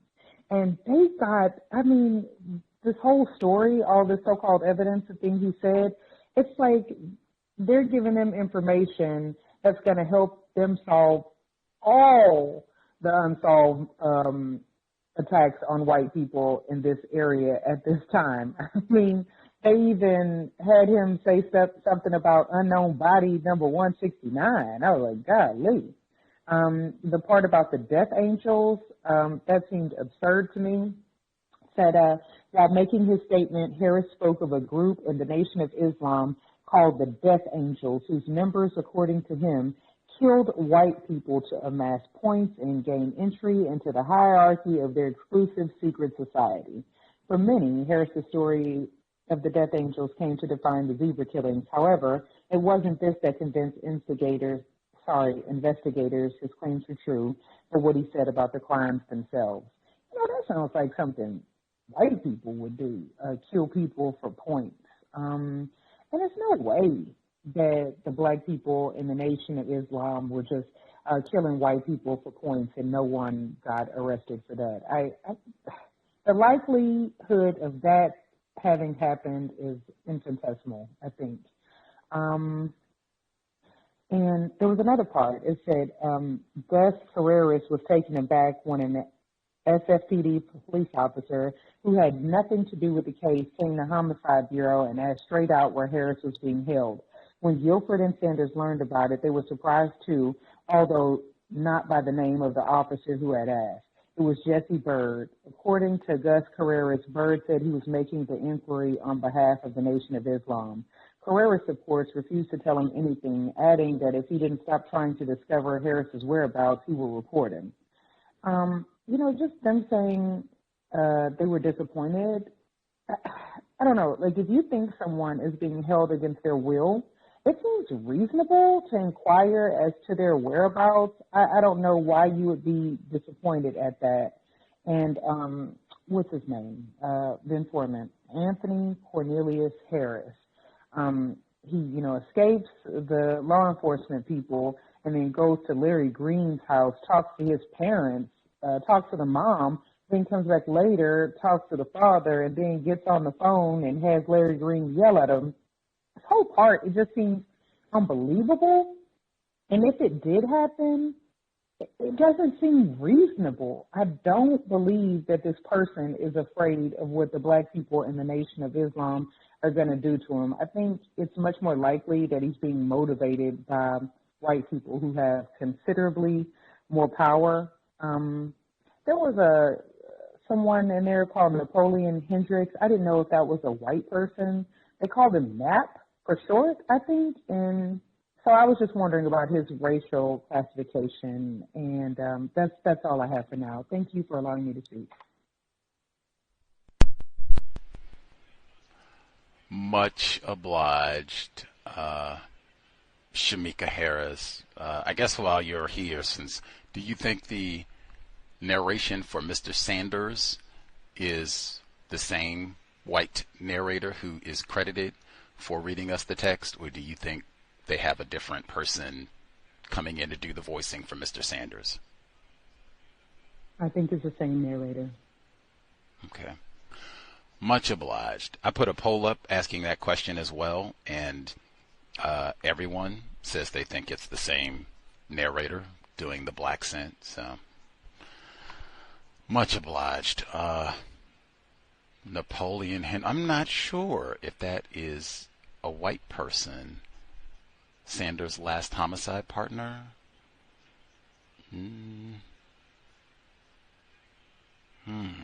Well, it says he worked inside the apartment that looked directly down at the parking area behind Black Self-Help. Now, since they had this black unit that was on the zebra patrol and doing all that, if they were going to have undercover agents that close, Napoleon Hendricks might have been a black dude. I did play Jimi Hendrix today, but whatever. Could have been a black dude. Then, especially they're going to call him Nap, affectionately. I might be leaning towards this being a black person, but I guess we can be mindful, and maybe he'll be mentioned again as we roll. Yeah, I don't think it's difficult for me. Sanders, black male, he's talking about a white dude who's probably racist and didn't want him at the Christmas party. It's difficult for me to think that Sanders would be so casual to be talking about this white dude and saying Nap was like, I mean, I guess it could be if this is a white dude and everybody there just calls him Nap for sure.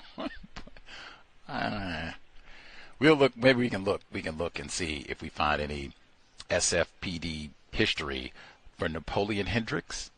If he's a black dude, I bet you they'll definitely have pictures because it'd be like, oh wow, he's in the first like wave of black officers and such. Any hoodles, much obliged. So it's seeming like Lauren here is saying that she finds a lot of this to just not be believable. That you got the Death Angels, and you get points for killing white people. That would be odd. I'm not saying you've never had black people utilize counter-violence. You absolutely have. I'm just saying points for killing white people. And this is some sort of I've heard this with white people. I've even heard this currently with white people, but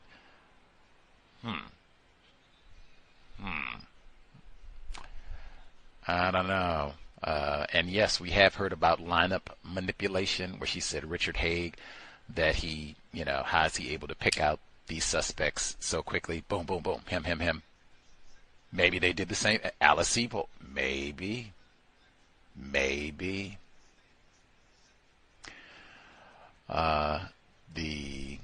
And she made that point about Keita Haig, those murders that they, said were so brutal and decapitation and all the rest of it. How is that related to these so-called 32 caliber killings? If these are shootings, I guess they're saying Mayor Aliotta said pretty much every unsolved case that they had over the past 5 years is them. So hey, whatever, anything, strangulations, rapes, you name it, unsolved, zebra.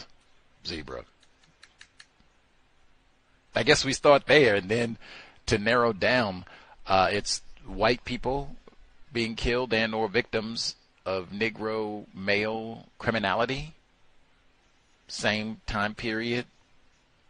And then they, I think they made a point with that crime especially, and they have throughout the book, about so-called rage, that the hacking with this machete, the Negro rage of it all. They keep trying to say that it had no motive. The motive, I guess that'd be another one they'd say, that it's motiveless.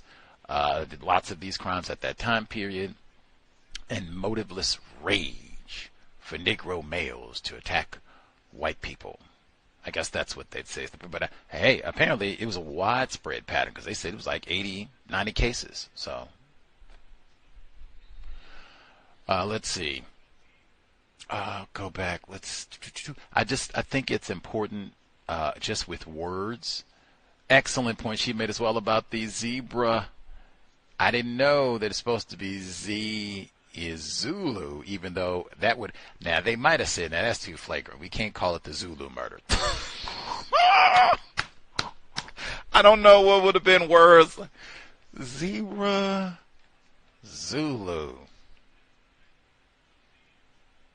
6 in one hand, half dozen in the other. Like, I get, really, if you want to be more racist, zebra. Because then people say, hey, we pick something random and you got to do Z and all that, but hey, it's not even animal. And I put the article that was in the Berkeley Barb, I shared it online today, not to be confused with the article that I shared to promote this event, separate reports from the Berkeley Barb 1974.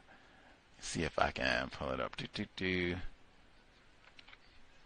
I tried to share a lot of different archival news reports from this week. Okay, there we go. Okay, Berkeley Barb, 1974, new police policy. If it's black and moves, shoot it. That's the one I would pick. I'd go with zebra because that's like the soul safari. Zulu does that too, but oh man, zebras, panthers, gorillas, nigras, apes, alligators, coons, posse. It just rolls off the tongue. Zebras, yes. And you get the whole black and white. See, you get that whole color thing that's just not. Zulu would have worked too, but zebra.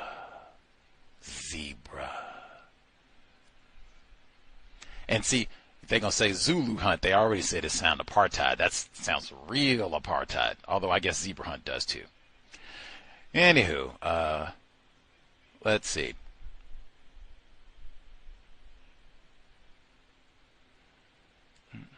Hey guys, before you move on, can you tell me the sentence where we left off on session 1? Well, I moved off the page now, so it would take me a moment to get the exact page where we left off. It was right after the revenge attack, just a few paragraphs after that portion. Or matter of fact, you could even, when he mentions Herb Cain again, I think it's like a paragraph or so after the mention of Herb Cain's article of we got to get 10 for 5 killing of black people for white people.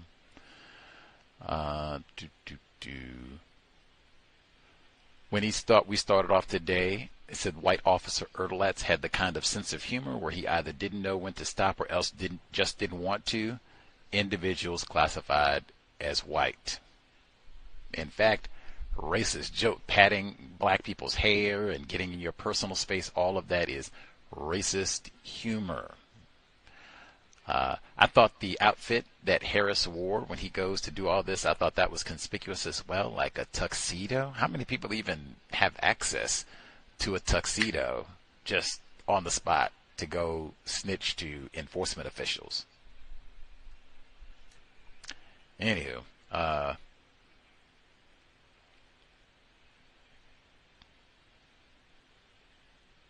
let's see.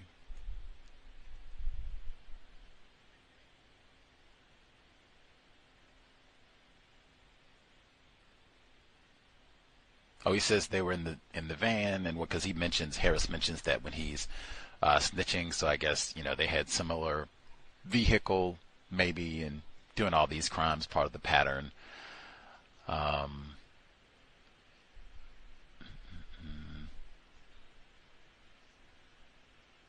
The kidnapping of the school children was curious to me just because there were so many child abductions during this period. We haven't even got to Jonestown yet, but Chowchilla happened literally, I think like 2 years from, we're in 74, that's 76, the Chowchilla bus kidnapping, which is a massive, event in and of itself. And they initially, before they found out, oh, this is some white dudes, some wealthy white dudes at that, they initially were like, oh my God, the Black Panthers, Huey Newton, they killed, because this is also a Bay Area event. And the Zodiac killer, he was messaging the police and all this. He had also talked about going to attack a bus of school children. And this was in Dirty Harry's, but like it was ubiquitous during this time period, attacking children, kidnapping children, and then we get to Jonestown. But that they were going to go and kidnap some children at gunpoint. Get like, what? And that was a big part of it too, that radical Negroes were going to kidnap white children. Let's see.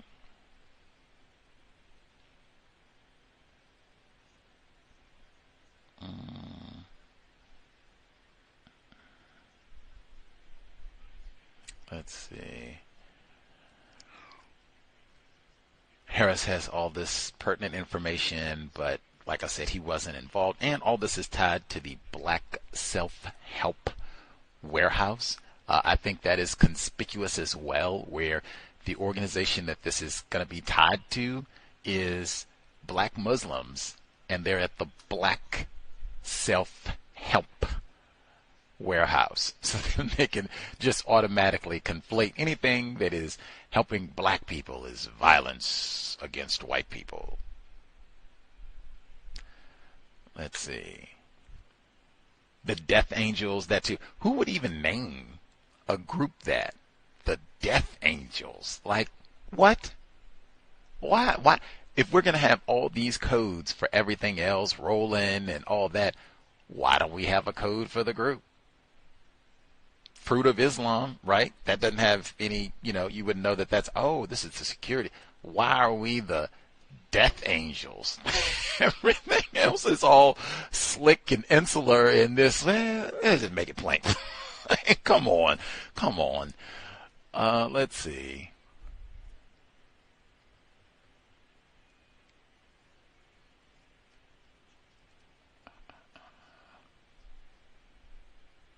It does. I don't understand either. I think Lauren made this point as well. If Harris is really afraid that, black Muslims, Louis Farrakhan or whomever, they're going to get him if he goes and snitches, why is he absconding over and over again? And then he's going right, to the belly of the beast, as they would say, going and contacting these folks and Mr. Green's parents. And why would he do all that? Why am I going to get on the phone even to talk to him? Why would I do any of this if I'm afraid of these people? I'm going to try and get as far. Maybe y'all can help me get further away than Oakland. Maybe I can get the Jim Jones, like I can get on a bus. At least I can get to Florida. Can I do that? Let's see.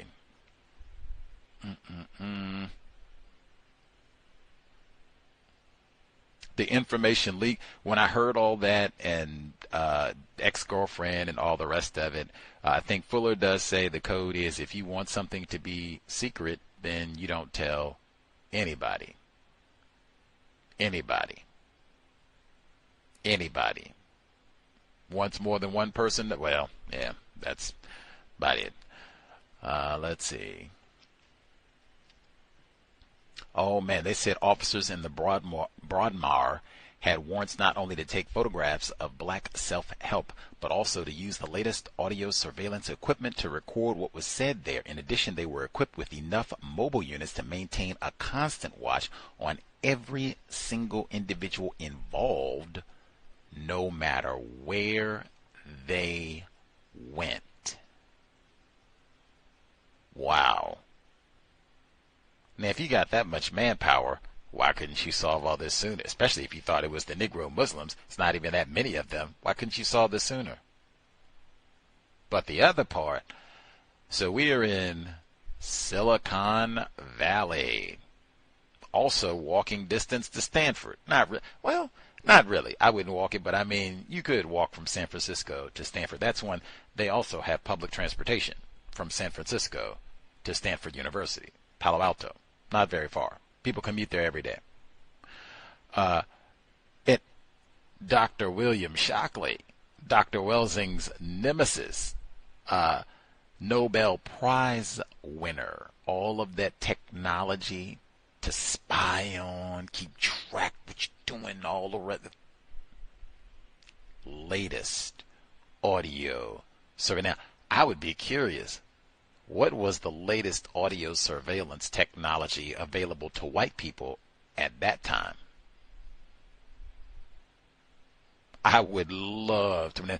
Now, again, if you got all that, how is it that you can't crack the Nation of Islam? You got all of this and all this manpower? Come on. Come on. Come on. Let's see. Negroes got all that. Even that stood out a little bit to me. The odd coding that they had rolling and all the rest of it. Sting. Like, really? Okay.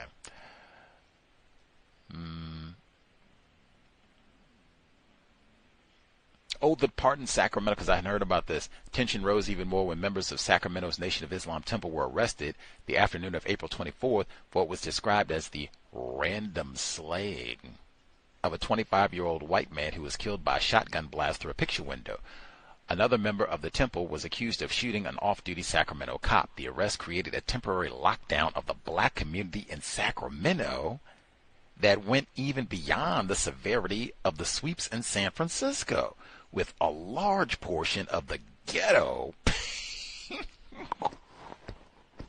full say, you, if you're classified as Negro, such as myself, you are the ghetto.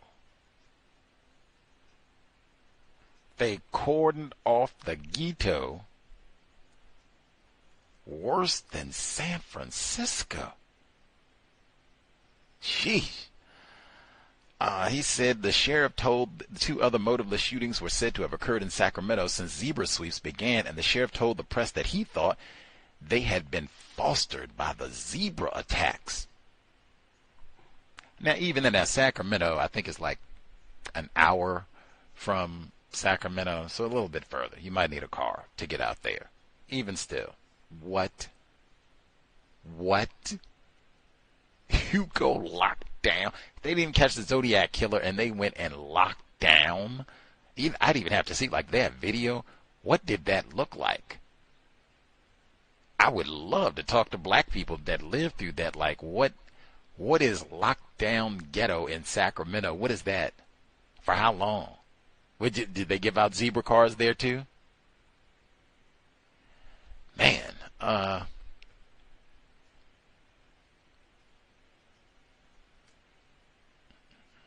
and even what black people in this environment now, you see they're stopping every black person 8 to 80 blind, crippled, or crazy. What black person in that environment says, oh yeah, we are really going to stick it to Whitey now. We're going to do a sting. Really? Like who? What? Who? It would just give me quite a bit to ponder on. Like, okay. James Cook, that's who was shot and killed. The revenge attack, that's one I would love to get more information as well, to see if they had that in the paper or just, whatever I could see to learn about who just ran in. They didn't even catch the person. They didn't even catch the race soldier. You just go out and randomly shoot and kill black people. And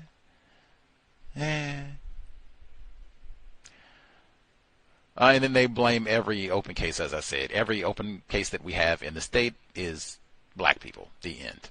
Which is what they did. I told you, when the Charles Manson crimes happened, they blamed that on black people. You all have heard it repeatedly. The Symbionese Liberation Army is all white people. And Donald DeFreeze. That's not even joke or exaggeration. But they talk about them as though they are niggers, apes, alligators, gorillas, zebras, word masters, through and through. We will get to it. So I said we pick it up right after Herb Cain's, or the mention of Herb Cain's column and the revenge killings in California. We will resume. This is Bennett Cohen, the zebra murders. Context of white supremacy. Katherine Massey Book Club. Dose.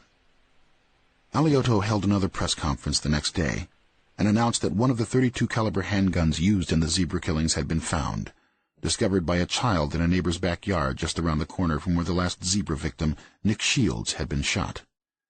It had apparently been tossed there as the killer ran away. No traceable prints were found on the weapon.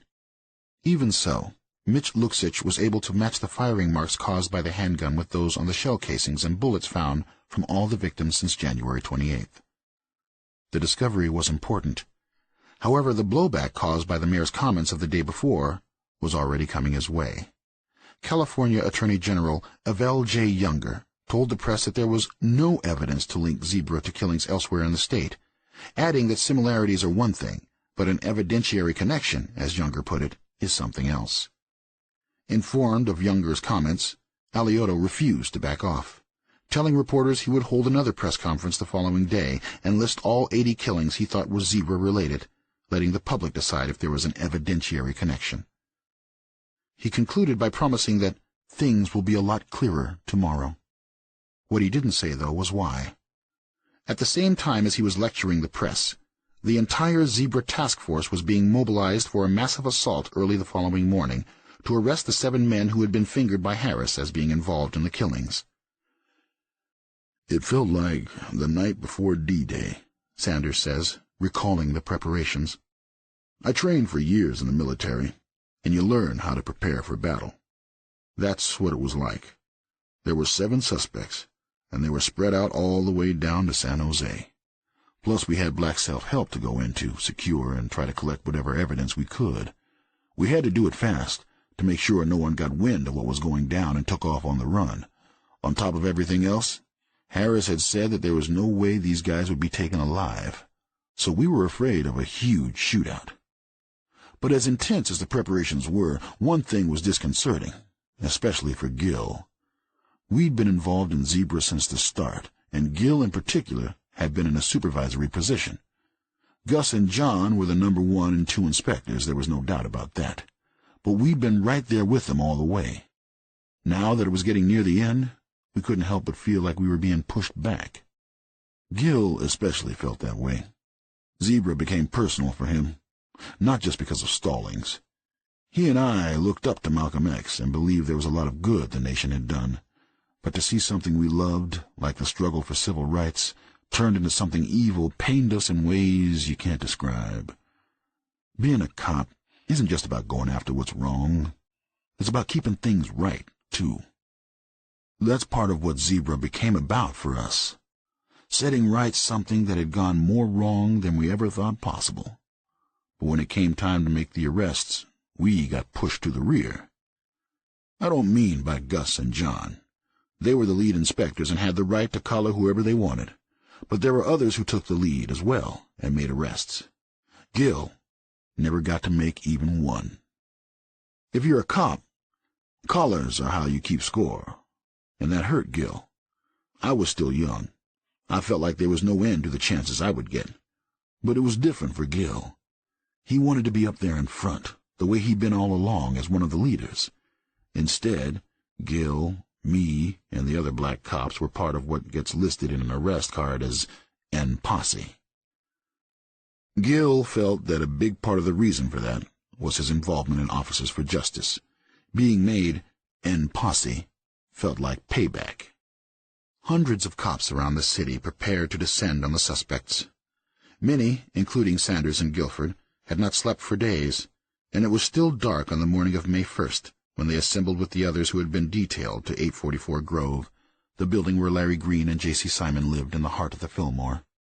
It was a large complex, and the plan was to occupy the entire building, going in with a squad large enough to match any firepower and make sure no escape was possible. Sanders recalls a rookie female officer, one of the few women the SFPD had at the time, who had been made part of the tech squad in case there were any women to be searched. She turned to Sanders with a look of fear before the raid and asked, "What do we do if they start shooting?" I just looked at her, Sanders recalls, then smiled and pointed at her weapon. I said, "See that gun you got? Well, what I suggest is that you take it out and shoot back, and don't stop until it's empty." She smiled, which was what I wanted. Moments like that, if you're not scared, you're probably not breathing. But you still have to find a way to get the job done. The raids went like clockwork. Despite Harris's warnings, none of the suspects resisted arrest. Only one, Manuel Moore, was even preparing to flee. The others seemed oddly complacent. as if they had succeeded in outwitting the police for so long that they expected to do so in court as well. The raids, which began at dawn, were completed by the time the sun had fully risen. Lineups were scheduled for the same day, and because of the choice Alioto had made to tip the hands of the police before they could fully corroborate Harris's claims, they were critical. Richard Haig had already made positive identifications in his case. However, it was through photos, so he was coming in to make sure he could do the same thing in person. Beyond his case, there were a score more that still had no corroboration at all. Both the police and prosecutors knew what the hurdles were. If a suspect could be identified, he would almost certainly be charged and tried. But if he was not identified by at least one of the dozens of victims and witnesses brought in to view the lineup, then the odds of the suspect being successfully charged became exceedingly slim. The room where the lineups were held inside the Hall of Justice looked like an old-fashioned movie theater, with a raked house filled with about 250 seats facing a raised wooden stage. The suspects were placed among other men selected from the city jail, which was also in the Hall of Justice, and were held backstage before being trotted out with their groups in front of a curtain and, with a numbered card held in their hands at waist level, paraded before the audience. Herman Clark, who had been part of the Zebra Squad and at the arrests at 844 Grove earlier that morning, was one of two officers running the lineups, responsible for picking the various groups and then sending them out on stage one after another. Guilford stayed backstage most of the time, along with Carreras and Fotinos, keeping a watch on the suspects. Among them was Dwight Stallings, who could barely meet Guilford's eyes. Sanders kept in motion throughout the lineups, moving from the audience to backstage, keeping an eye on security in both places. When in the audience, he sat up front to be sure he could get between the suspects and the witnesses if he had to, and when backstage he always stood close to the suspects, ready in case some muscle or more was needed. "I'd never seen tension like that before in a lineup," Sanders says as he thinks about that day. "We had cops all over that room for security. Most of us hadn't slept for days, and it wasn't just us who felt the tension. There were victims there, and witnesses, people whose lives had been torn up. And here we were, finally facing the guys who we believed had been terrorizing the city. I remember sitting there thinking about all the cases, about the brutal wounds on Keita Haig as she lay spread out on the autopsy table, about Danzig covered in broken glass, and Moynihan with his teddy bear, Hostler lying in a sea of blood, and old man Bambic staring up at the sky down on Skid Row. And I thought about the body on the beach, nameless and faceless, somebody's son or lover or friend, lost forever and never found. You try to keep your head about you when you work, to never get too close, but there was no way to keep this job at arm's length anymore. There was too much sorrow, too much pain, too much blood. It really hit me when I went backstage. Herman Clark was getting the group that Larry Green was part of ready to go out. Stallings was in that group too, along with 6 other guys we pulled from the jail. As Herman handed up numbers, Green started talking to him, calling him a Tom, saying he'd pay for what he was doing, and telling him that he knew where Herman and his family lived. When I heard that, I lost it.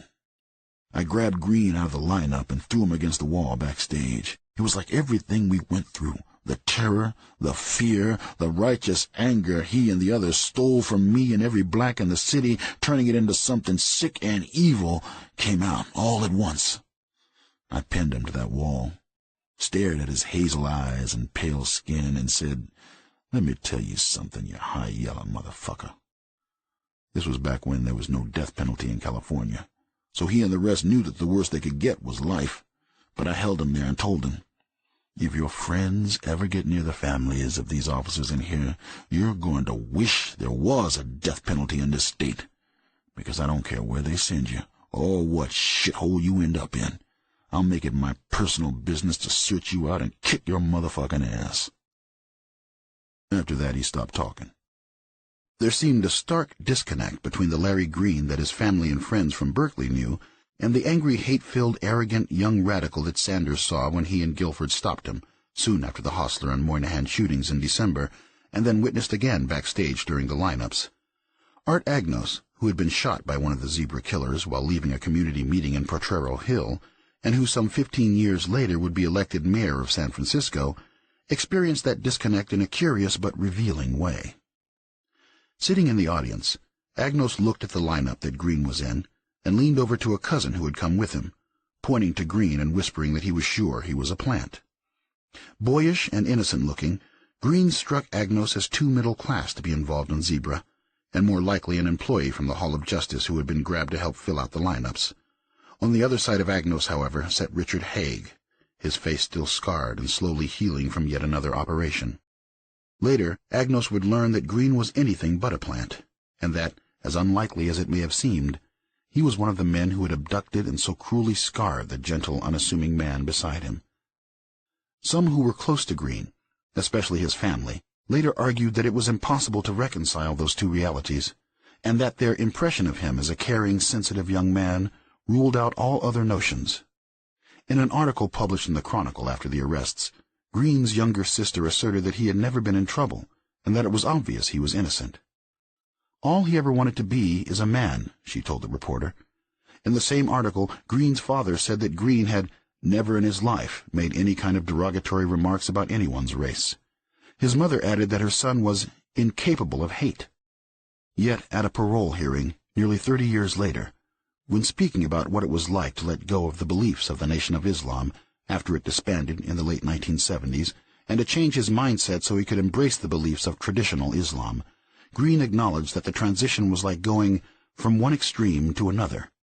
He went on to explain that he went from thinking the white man was a devil during the time of Zebra to thinking that the white man was just like everybody else a few years later when he converted to mainstream Islam.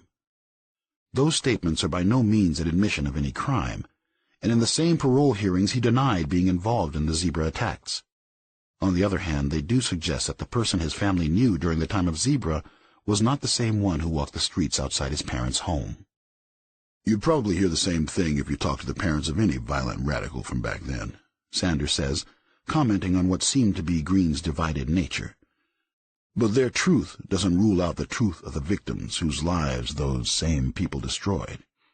I'm sure the people who spoke well of Green saw what they say they saw in him, but I also know what I saw, and when I weigh the two, I have no doubt about his guilt. None. 7 men were arrested during the raids. At the lineup, only 3 could be positively identified: Larry Green, J.C. Simon, and Manuel Moore. All 3 were charged with multiple counts of murder. 4 others whom Harris had said were part of the conspiracy: Thomas Manny, who owned Black Self-Help, Dwight Stallings, who had once been Guilford's surrogate little brother, Clarence Jamerson, who worked as a mechanic at Black Self-Help, and Douglas Burton, who also worked there, all went free. The police continued the surveillance of Black Self-Help for months. Some officers, frustrated by their inability to bring to justice men they felt sure were guilty, tried to pressure them into doing something foolish by slashing the tires on some of the moving trucks at Black Self-Help, and even destroying one truck in a fiery blaze. Nothing worked.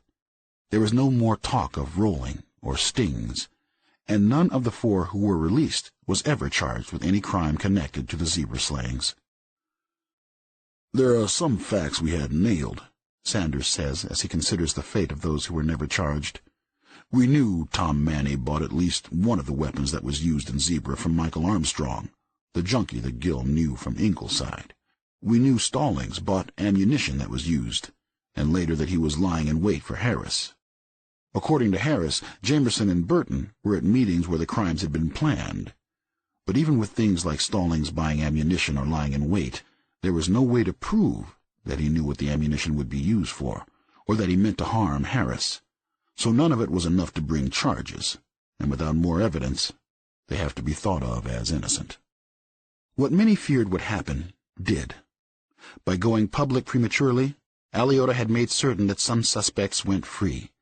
But only a day after the grand jury hearings ended with the indictments of Green, Simon, Moore, and Cooks, and the release of Manny, Stallings, Burton, and Jamerson, there was an example of what could have happened had Aliota not made the decision to move quickly.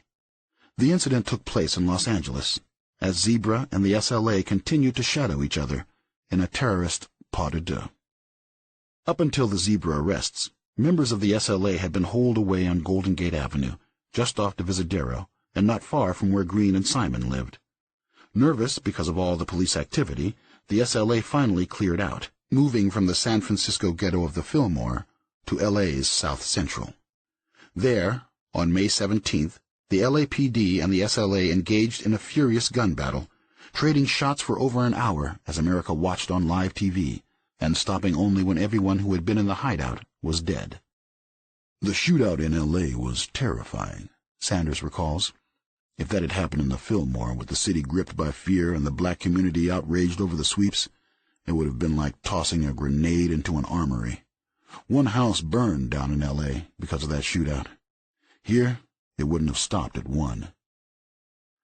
Even though some of the guilty may have gone unpunished, in Earl Sanders' mind, Alioto made the right choice.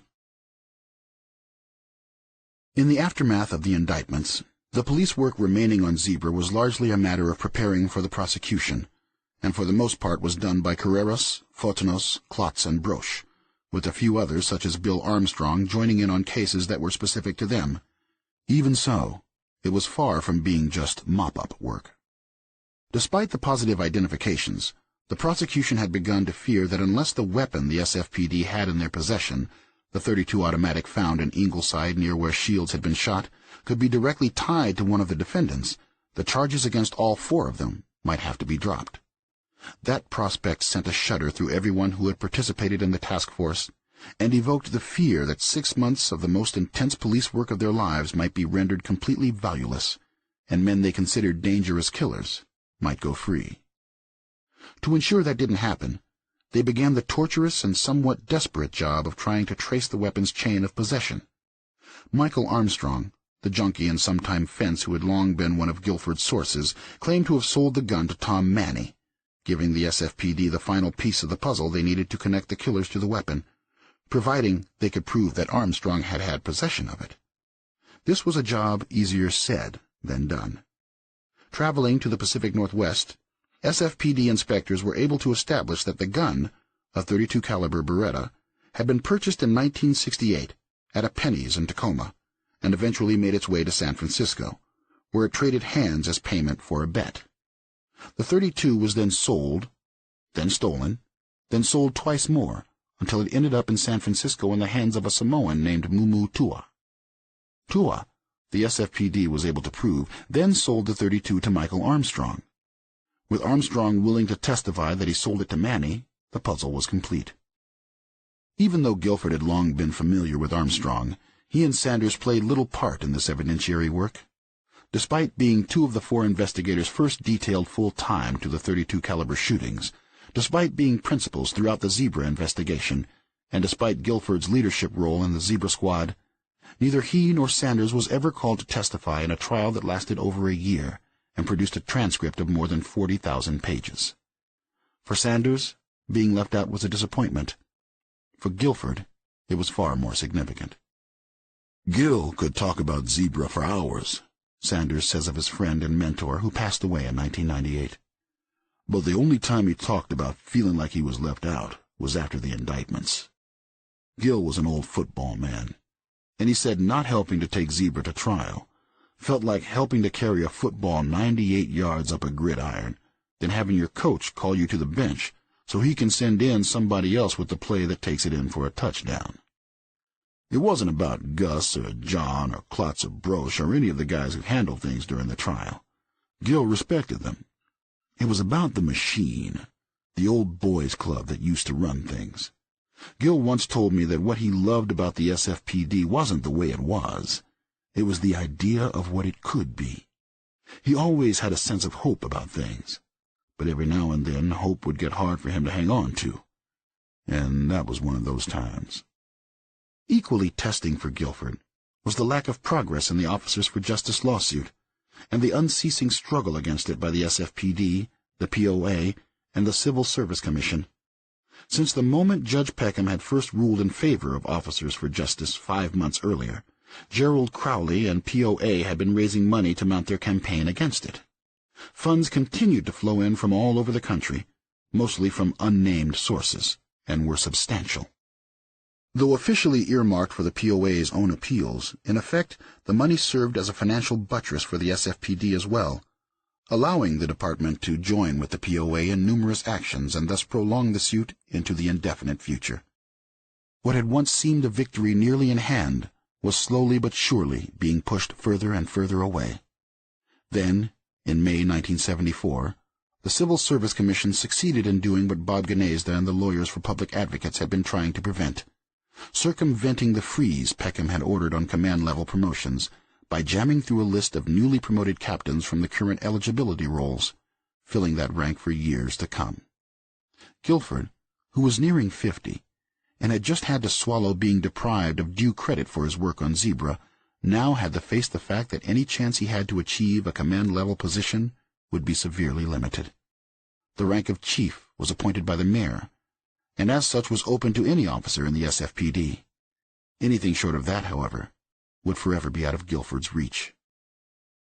That, according to Sanders, was when Gil showed what he was made of. There were a lot of things he wanted in his career. A few years after all this, George Moscone promised to make Gil the first black chief, but backed down because of politics. If anybody deserved to be the first, it was Gil. At a certain point, though, he knew it would never happen, but he never stopped fighting to make sure it could happen for someone else. After Zebra, he pushed aside the disappointment he felt and threw himself into the Officers for Justice suit, fighting to make things better, knowing that it didn't matter if you lost this battle or that, as long as you won the war. In many ways, that was one of the most important lessons Guilford ever gave Sanders, schooling school not only on the ways of policing, but also on what it took to fight for change in the world around you. It didn't matter how many disappointments Gil faced. He kept fighting to make things right, even when he knew he wouldn't be the one to reap the benefits from it. It's not that he was selfless. I took care of Gil during the last week of his life. I can count the dreams he had, and I can count the sorrows. But I also know that when it was all said and done, what mattered most to him was the world he left behind. In 1998, when Earl Sanders, then Assistant Chief of the SFPD, spoke at the hearing that declared at last complete the long process that began 25 years earlier with the filing of the Officers for Justice lawsuit, he began by thanking all the unsung heroes and heroines who had given up so much to make that day possible. The first person he mentioned was his late friend, partner, and teacher, Rotia Guilford, who had died less than 5 months earlier. It's kind of like Moses, Sanders says now. Gil may not have gotten into the Promised Land, but he was the one who led the way. Context of White Supremacy, Katherine Massey Book Club. We will wrap it all up next week. It won't even be full session, but wow. Looking forward. I saw this information some time ago, and I almost would say that's kind of a knock on the author, because when he says this trial that lasted for a year that Gil was left out of, until the late, great Orenthal James Simpson, the Zebra murders, that was the longest criminal court case in California state history. Orenthal James, and real talk, I don't even remember that being mentioned during the O.J. Simpson trial, that, oh man, the juice has taken the record from the, then I even think about that for California state history. What's the longest court trial? Not Charles Manson, not the Menendez brothers and all that. Zebra. Juice.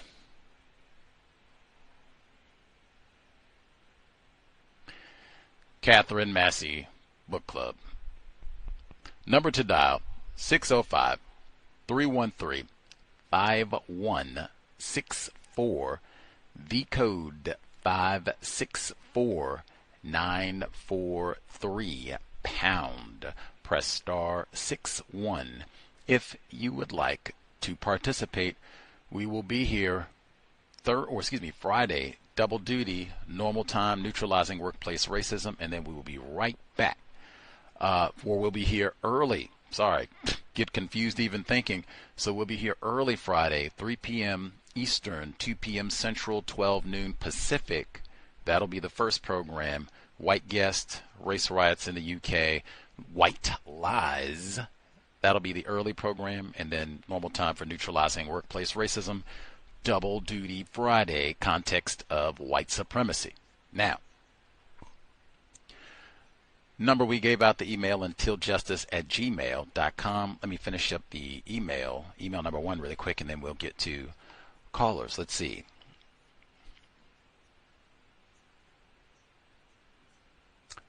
Number 6. Theodore Gooden, an 18-year-old student who had just arrived in the Bay Area, was at the wheel and noticed that a white man driving seemed to be following him, and his companion firing 3 times. Gooden was hit in the hand. His friend was dead. Was this the only... Oh, I read that one. Lineups were skilled. We read that one too. All he ever wanted was to be a man. A common refrain by non-white victims. This is one of the zebra suspects.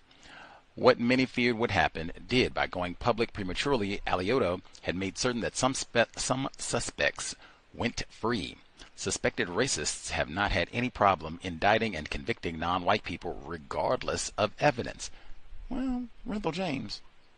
I have heard it said a district attorney can get a grand jury to indict a ham sandwich, particularly given the frenzy white people were in at the time and likely to make up most of any jury. The whole scenario seems suspicious. That's kind of my thought about this. Like, really? 10. Gerald Crowley and POA have been raising money to mount their campaign against it. Funds continue to flow in from all over the country, mostly from unnamed, so at the hands of persons. And I see it on my bookshelf. Matter of fact, I have that book, Philip Dre, who's a guest on the Cows. It's right next to the ISIS papers. At the hands of persons unknown. Suspected racists are so skilled at getting funding for defense of their white murderers and thieves and rapists. For example, GoFundMe for race soldier Michael Slager, who murdered Walter Scott. I mean, it's a lengthy list. We don't have that much time for all that, but they do that so well. Can I get a few dollars for summer school? Much obliged. Let's see. Email untiljustice@gmail.com. *61, folks, if you have commentary. Let's see. Lauren, do you have commentary on the second portion of the reading? I'll look out for other hands. Yes, sir, I do. May I be heard? Yes, ma'am. Okay. So it said, informed of Younger's comments, Alioto refused to back off, telling reporters he would hold another press conference the following day and list all 80 killings he thought were zebra-related, letting the public decide if there was an evidentiary connection. I don't know. Should the public decide which crimes are connected, or are the police supposed to use evidence to make conclusions about that? Sanders is talking, and he said, when it was time to make arrests, we got pushed to the rear. I don't mean by Gus and John. They were the lead inspectors and had the right to collar whoever they wanted, but there were others who took the lead as well and made arrests. Gill never got to make even one. And then they talked about, hundreds of cops around the city prepared to descend on the suspects. Many, including Sanders and Guilford, had not slept for days, and it was still dark on the morning of May 1st when they assembled with the others who had been detailed to 844 Grove, the building where Larry Green and J.C. Simon lived in the heart of the Fillmore. It was a large complex, and the plan was to occupy the entire building, going in with a squad large enough to match any firepower and make sure no escape was possible. Now, when they were looking earlier, the police just seemed completely ineffective. The only thing they were effective at was mistreating black people, harassing them, stop and frisk, all that, giving the zebra cards. Soon as they, get these warrants for these black people, it said the raids went like clockwork. White people are super skilled and effective at apprehending non-white people. Yeah, that's what I was thinking about that one. Let me see. I remember sitting there thinking about all the cases, about the brutal wounds on Quita Haig as she lay spread out on the autopsy table, about Danzig covered in broken glass and Moynihan with his teddy bear.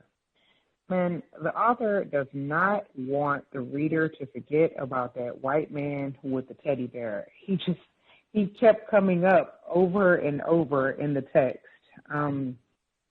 When it said it really hit me when I went backstage. He's talking, and Larry Green calls the other law enforcement officer, the black one, a Tom, and said he knew where his family lived. And Sanders says, when I heard that, I lost it. I grabbed Green out of the line and threw him against the wall backstage. It was like everything we went through, the terror, the fear, the righteous anger he and the others stole from me and every black in the city, turning it into something sick and evil, came out all at once. I pinned him to that wall, stared at his hazel eyes and pale skin and said, let me tell you something, you high, yeller motherfucker. This was back when there was no death penalty in California, so he and the rest knew that the worst that he could get was life.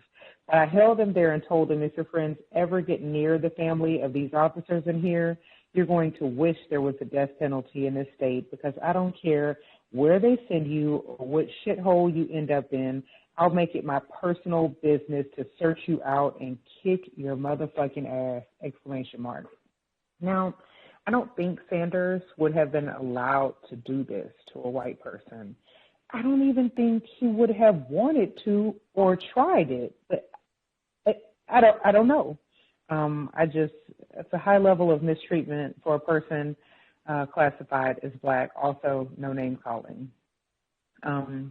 Sitting in the audience, Agnos looked at the lineup that Green was in and leaned over to a cousin who had come with him, pointing to Green and whispering that he was sure he was a plant. Boyish and innocent looking, any light-skinned, Green struck Agnos as too middle class to be involved in Zebra, and more likely an employee from the Hall of Justice who had been grabbed to help fill out the lineup. That made me think about Richard Pryor talking about lineups after white women get raped. If I was at work at the Hall of Justice and somebody asked me to fill out the lineup, I would think they were practicing racism. And what's the procedure for when one of the people filling out the lineup gets picked? What's the procedure then? I don't think it's safe to participate in activity like that. Let me see. You probably hear the same thing if you talk to the parents of any violent radical from back then, Sanders says, commenting on what seemed to be Green's divided nature. Their truth doesn't rule out the truth of the victims whose lives those same people destroyed. I'm sure the people who spoke well of Green saw what they say they saw in him, but I also knew what I saw. And when I weigh the two, I have no doubt about his guilt, none.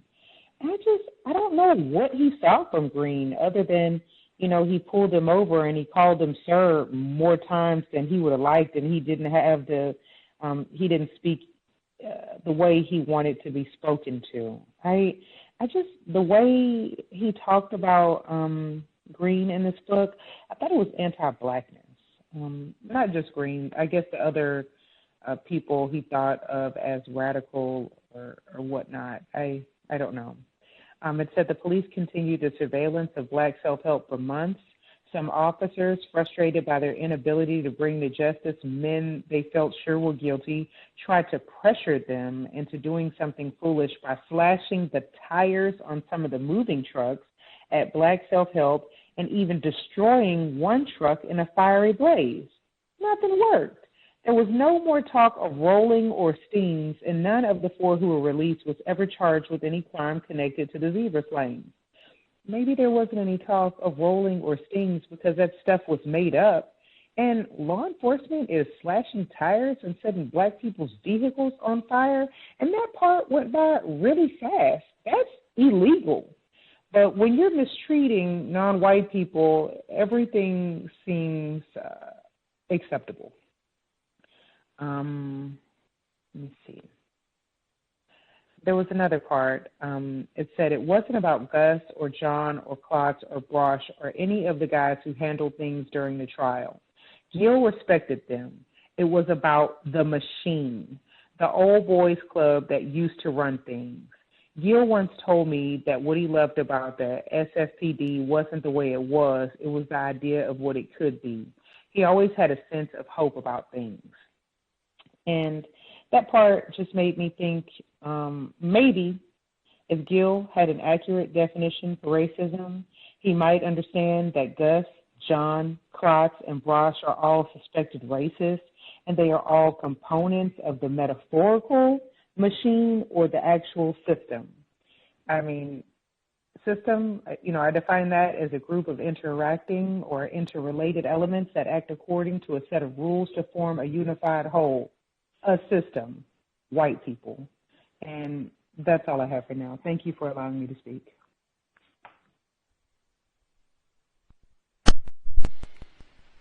Poor Gil. Diabetes. He didn't even last long enough to get the Ozempic and what have you, but John Henryism, whites, and then they'll turn around and say, Gil, black male privilege. Much obliged, Lauren. I did want to say, I think important here, they were not rounding up black people. They were rounding up black males. Black males. And even the continuity, those text messages, it didn't say black people. It said BMs, black dudes, black male privilege.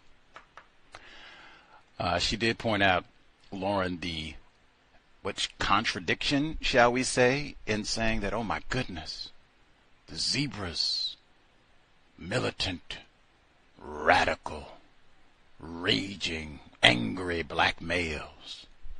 They won't be taken alive. That's what Harris told him, the informant. They won't be taken alive. They're so bloodthirsty.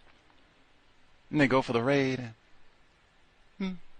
Orderly, quiet, nothing. Like, man, they say that about all kinds of black people. Oh my God, that Obama and Michelle, radical, militant. They want to put a gun in every black person's, like, they just make up master deceivers. And then they said they had enough manpower and all that. If you got all that manpower, why didn't you catch this person sooner? Persons. Come on, man. Come on. Shout to the late Richard Pryor. He did. And that was same time period. They had just done Wattstacks, where they went and had the big concert and what have you. In fact, that's where that segment is from. Where now Richard Pryor did perform on stage, but that was him backstage talking about growing up in Illinois and nothing to do on the weekend. White woman said she was. Let's the person. Let's come on, just fill out the lineup, and it's all giggles unless you get picked. Much obliged, Richard Pryor. Frequently his jokes were not jokes per se. Let's see. The portion of the the anti-black. No name calling black people. How much name calling of black people have we had in this here text? Black people name calling other black people. And I've even been pointing out, they're not even name calling white people. We've heard cracker and that's it. And I think a number of listeners have pointed out, calling a white person a cracker is not name calling. We haven't even heard, no Count Whitey, none of that.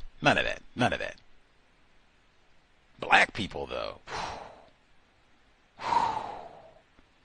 I would agree. Anti-blackness and the religion of name calling black people. Got to do it. We got to do it. And it's one more thing I wanted to point out too. All this speculation about death angels. They had an article in the San Francisco Chronicle in January 1974. That's way before they talked to months before they talked to Harris. That's months before they had Operation Zebra or Zulu or any of that. Way before any of that. They had an article in the paper saying, this, might be a secret Negro cult out to kill Whitey. What is that based on? What evidence do you have that that's what this was? Much less to get it to the newspaper. Like, come on, man. Come on. So much about this is just like suspicious, not believable, especially when you look at everything in context. Let's see.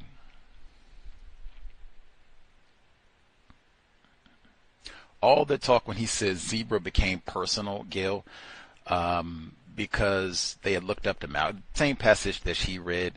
I don't know. It might be proselytizing saying this in the dawn of January 6th and Timothy McVeigh and Waco and all the rest of it. But I mean, white people can be enraged. They can be furious about my coffee was late. I'm mad because DirecTV is messing up opening weekend of NFL and they're having a dispute and everything. They can be mad about any and everything. Black people getting upset with white people is a problem. I feel myself in this. Like, man, they talk about Gus T the way that they do some of the black men. Like, I'm at Black Self-Help. And that's why I said the name, the irony of all, just even the setup of all of this, that helping black people, oh, that's radical. In fact, that's anti-white and violent, helping black people. But that's the way that they talk about me and lots of black people. If you just talk about racism, you are violent, militant, radical, all these, wacky terror. Even the word terror has been used so frequently. So the Zodiac, was he a terrorist? Because I don't hear people discuss him that way, and they never caught him. And this is a white dude. Charles Manson saying, and again, they tried to blame that on black people. Geronimo Pratt, Black Panther Party, same, area and everything. Let's see. But yeah, all of this, co-opting righteous black rage for this. Hey, VGQ, if this is the position they've taken, this is the position now. I will say all of this does highlight one point. Neely Fuller Jr.'s concept of maximum emergency or maximum emergency compensatory act. That is about not having other non-white people blamed for your acts of counter-violence. That is a part of why Fuller's suggestion is, if you decide, hey, can't take it anymore, these are the race soldiers I've identified, and bang, they are out of here, then you self-terminate. Why? So that they don't get to go around. And we're going to knock Leroy and Lynn Swan and all these other black males upside the head because we got to find or blame somebody for doing this. Nope. Person who did it is right there and they're deceased. Case closed. That's why he says, because they, exactly what Fuller said, they love zebra hunt. Oh, we round up and lock down the whole block. In fact, we might round up Sacramento, San Jose. We might even get down to L.A. Who knows? We love old zebra hunt, safari time. It's a lot less fun. Oh, man. They killed, you pick your 5 white people, suspected race soldiers, bam, they're all gone, and now you self-terminate. Ain't no zebra hunt. Ain't no zebra cards, none of that. That's a big part of why he makes his recommendation. If it's going to be counter-war, this is the way that it should be done, and to maximize that no other non-white people are harmed, because that's what we're trying to stop. Brilliant logic, Neely Fuller Jr. Now, let's see. No one resisted arrest. Even that, no one resisted arrest. No one resisted arrest. He said only one even prepared to flee. I didn't even, how many handguns and such did they get? Because they didn't even identify that. Like, did they have ground to air rocket launchers and, bazookas? Did they have all that? That little terrorist. Matter of fact, that 14-year-old terrorist in Georgia killed 4 people. Colt, Grace says his name is Colt, like Colt 45. They didn't call him a terrorist, but they keep calling black Muslims in this terrorized San Francisco. Words. Bennett Cohen. Words. Let's see.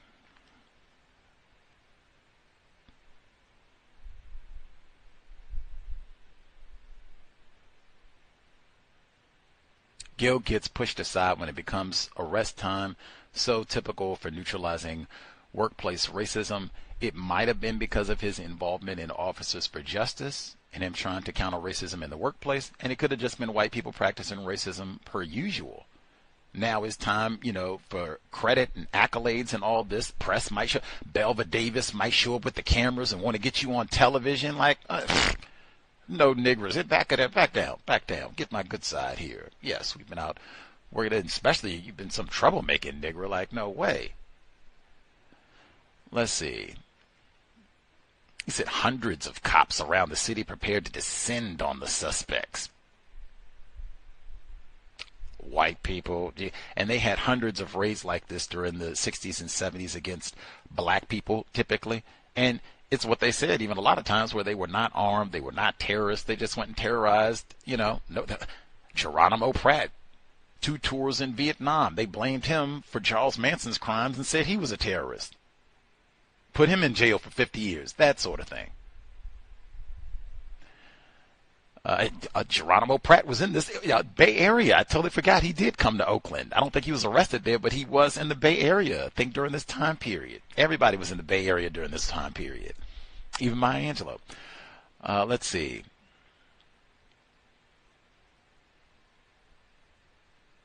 All of that talk about going, as Lauren mentioned, where the white officers, so the black people, they don't have all these guns and act a fool and guns blazing. You're not going to take us out. They don't do any of that. So you don't get to kill anybody SLA style in LA.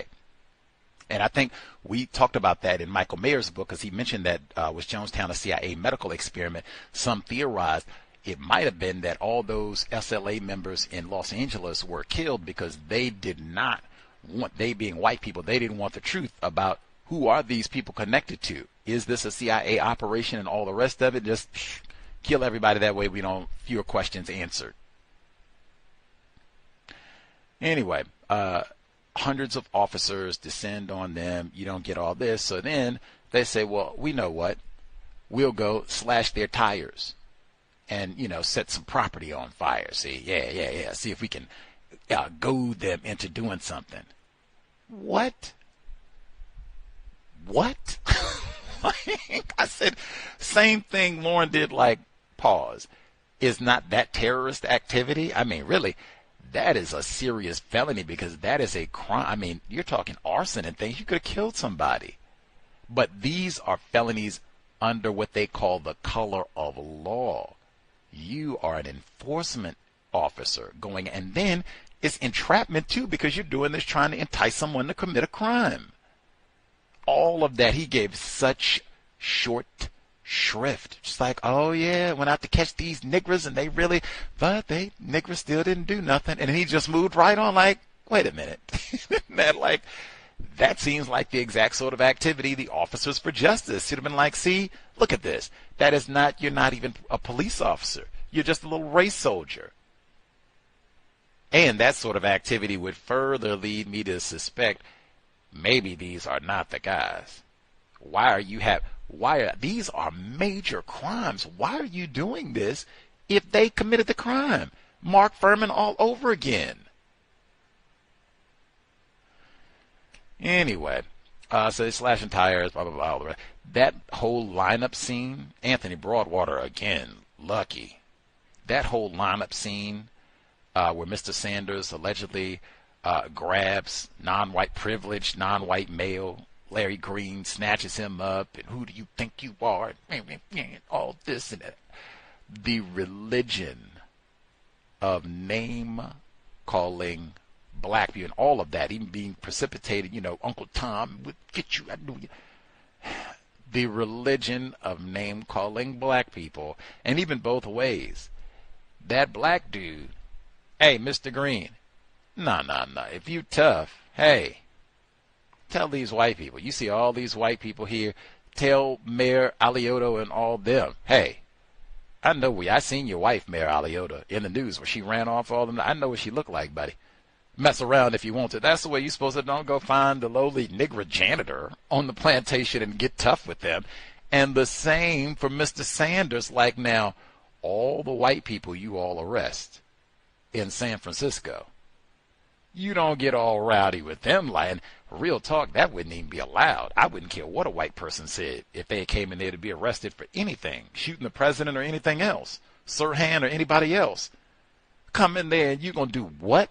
Snatch it and look here, cracker. You better wish we had a death penalty when I get done. I will find. What? They didn't even allow black police officers to arrest a white person during this time period. Huey P. Newton talked about this. I said the same thing. Lauren touched on that. I had major highlight on all of that. Let's see.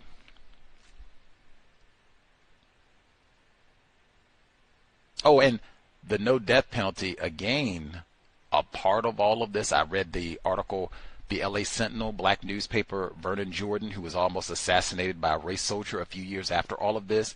He said, California, is this the path to a police state? He wrote that report in 1974. The death penalty was reinstated by 1978. You don't think this case had something to do with it?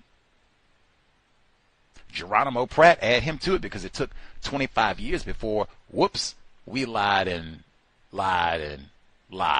Geronimo Pratt. But all of that was a part of, oh yeah, we need to get the death penalty back. That's how Tukey Williams ended up. Let's see.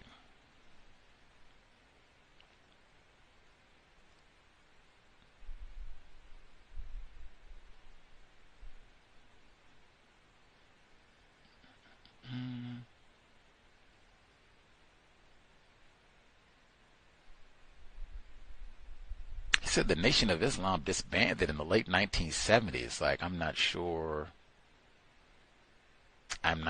what to make of that. I mean, this is well after the Million Man March and all of that. I think at minimum you should say they rebranded. Yes. Let's see.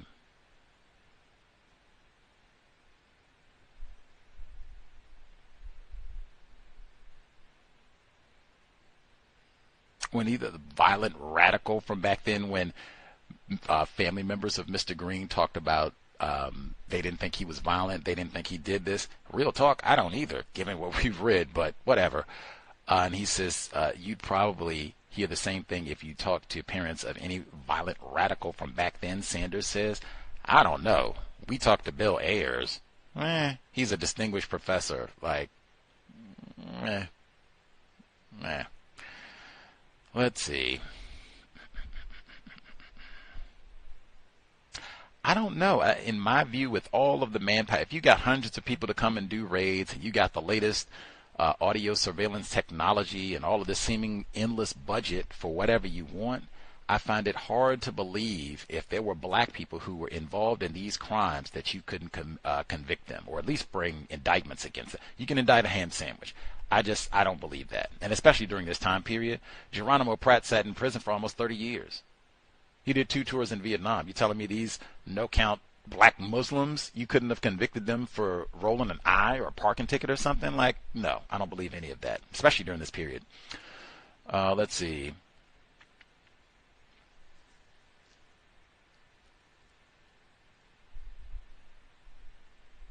When they set the truck on fire, the police set the truck on fire, it reminded me of the People's Temple.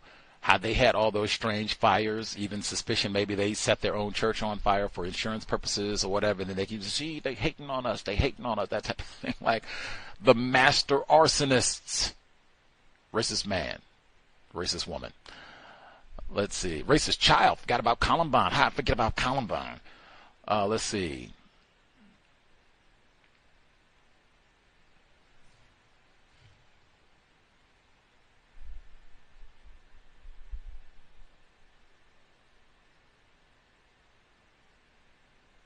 I would have loved to talk to Gil about the whole zebra case, what his memory was, what his experience was, all of that. Just what a loss. I wish he had written a biography of his time on the force, and I think he would be stunned to see that things have not even really changed that much, that the Officers for Justice still needs to exist in San Francisco. They're still telling racist. And matter of fact, real talk, I bet you could ask Lieutenant Yolanda Williams, did they mush your hair at any point during the force? Real talk. I would take the over on that all day. Yup. And then they got the racist text messages to Nick Nugs. That's what I mean. Like, we ain't made no progress. We ain't made no progress at all. He said, Mr. Sanders, he said in this very book we read, it said they sit around and call us niggers and niggers and niggers. And I said Leroy. He said they would call them Roy. Whatever. But that's what they were doing then. And now we've progressed from calling us Nigra and Roy to Nick Nugs. In the city of San Francisco, Golden Gate Park, man. Any hoodles. Kamala Harris, man. District Attorney's Office. Like, geez, that would be one. Did you hear anything about this case? I mean, that's way before her time, but did you hear anything about all this, VP Harris? You remember any talk about zebra? Any hoodles. Wrapping all this up, next week, done with zebra. I think Jim Jones had something to do with this. He had to. It's no way in the world all this is happening right on Geary Boulevard, and he's, what? And I find it so suspicious as well. He had nothing to say about this. The police are going out and burning down black cars and things, trying to provoke an attack, and Mom, you're pals with Mayor Aliotta. You got nothing to say about the zebra identification card. Some of his members, black males, got to be getting smacked around too. Nothing. Jim Jones had, Mayor said Jim Jones, he thinks, had something to do with SLA. I think Jim Jones had something to do with zebra murders. Let's see. Anyone else? Anything they want to commentary they want to get in before we wrap up?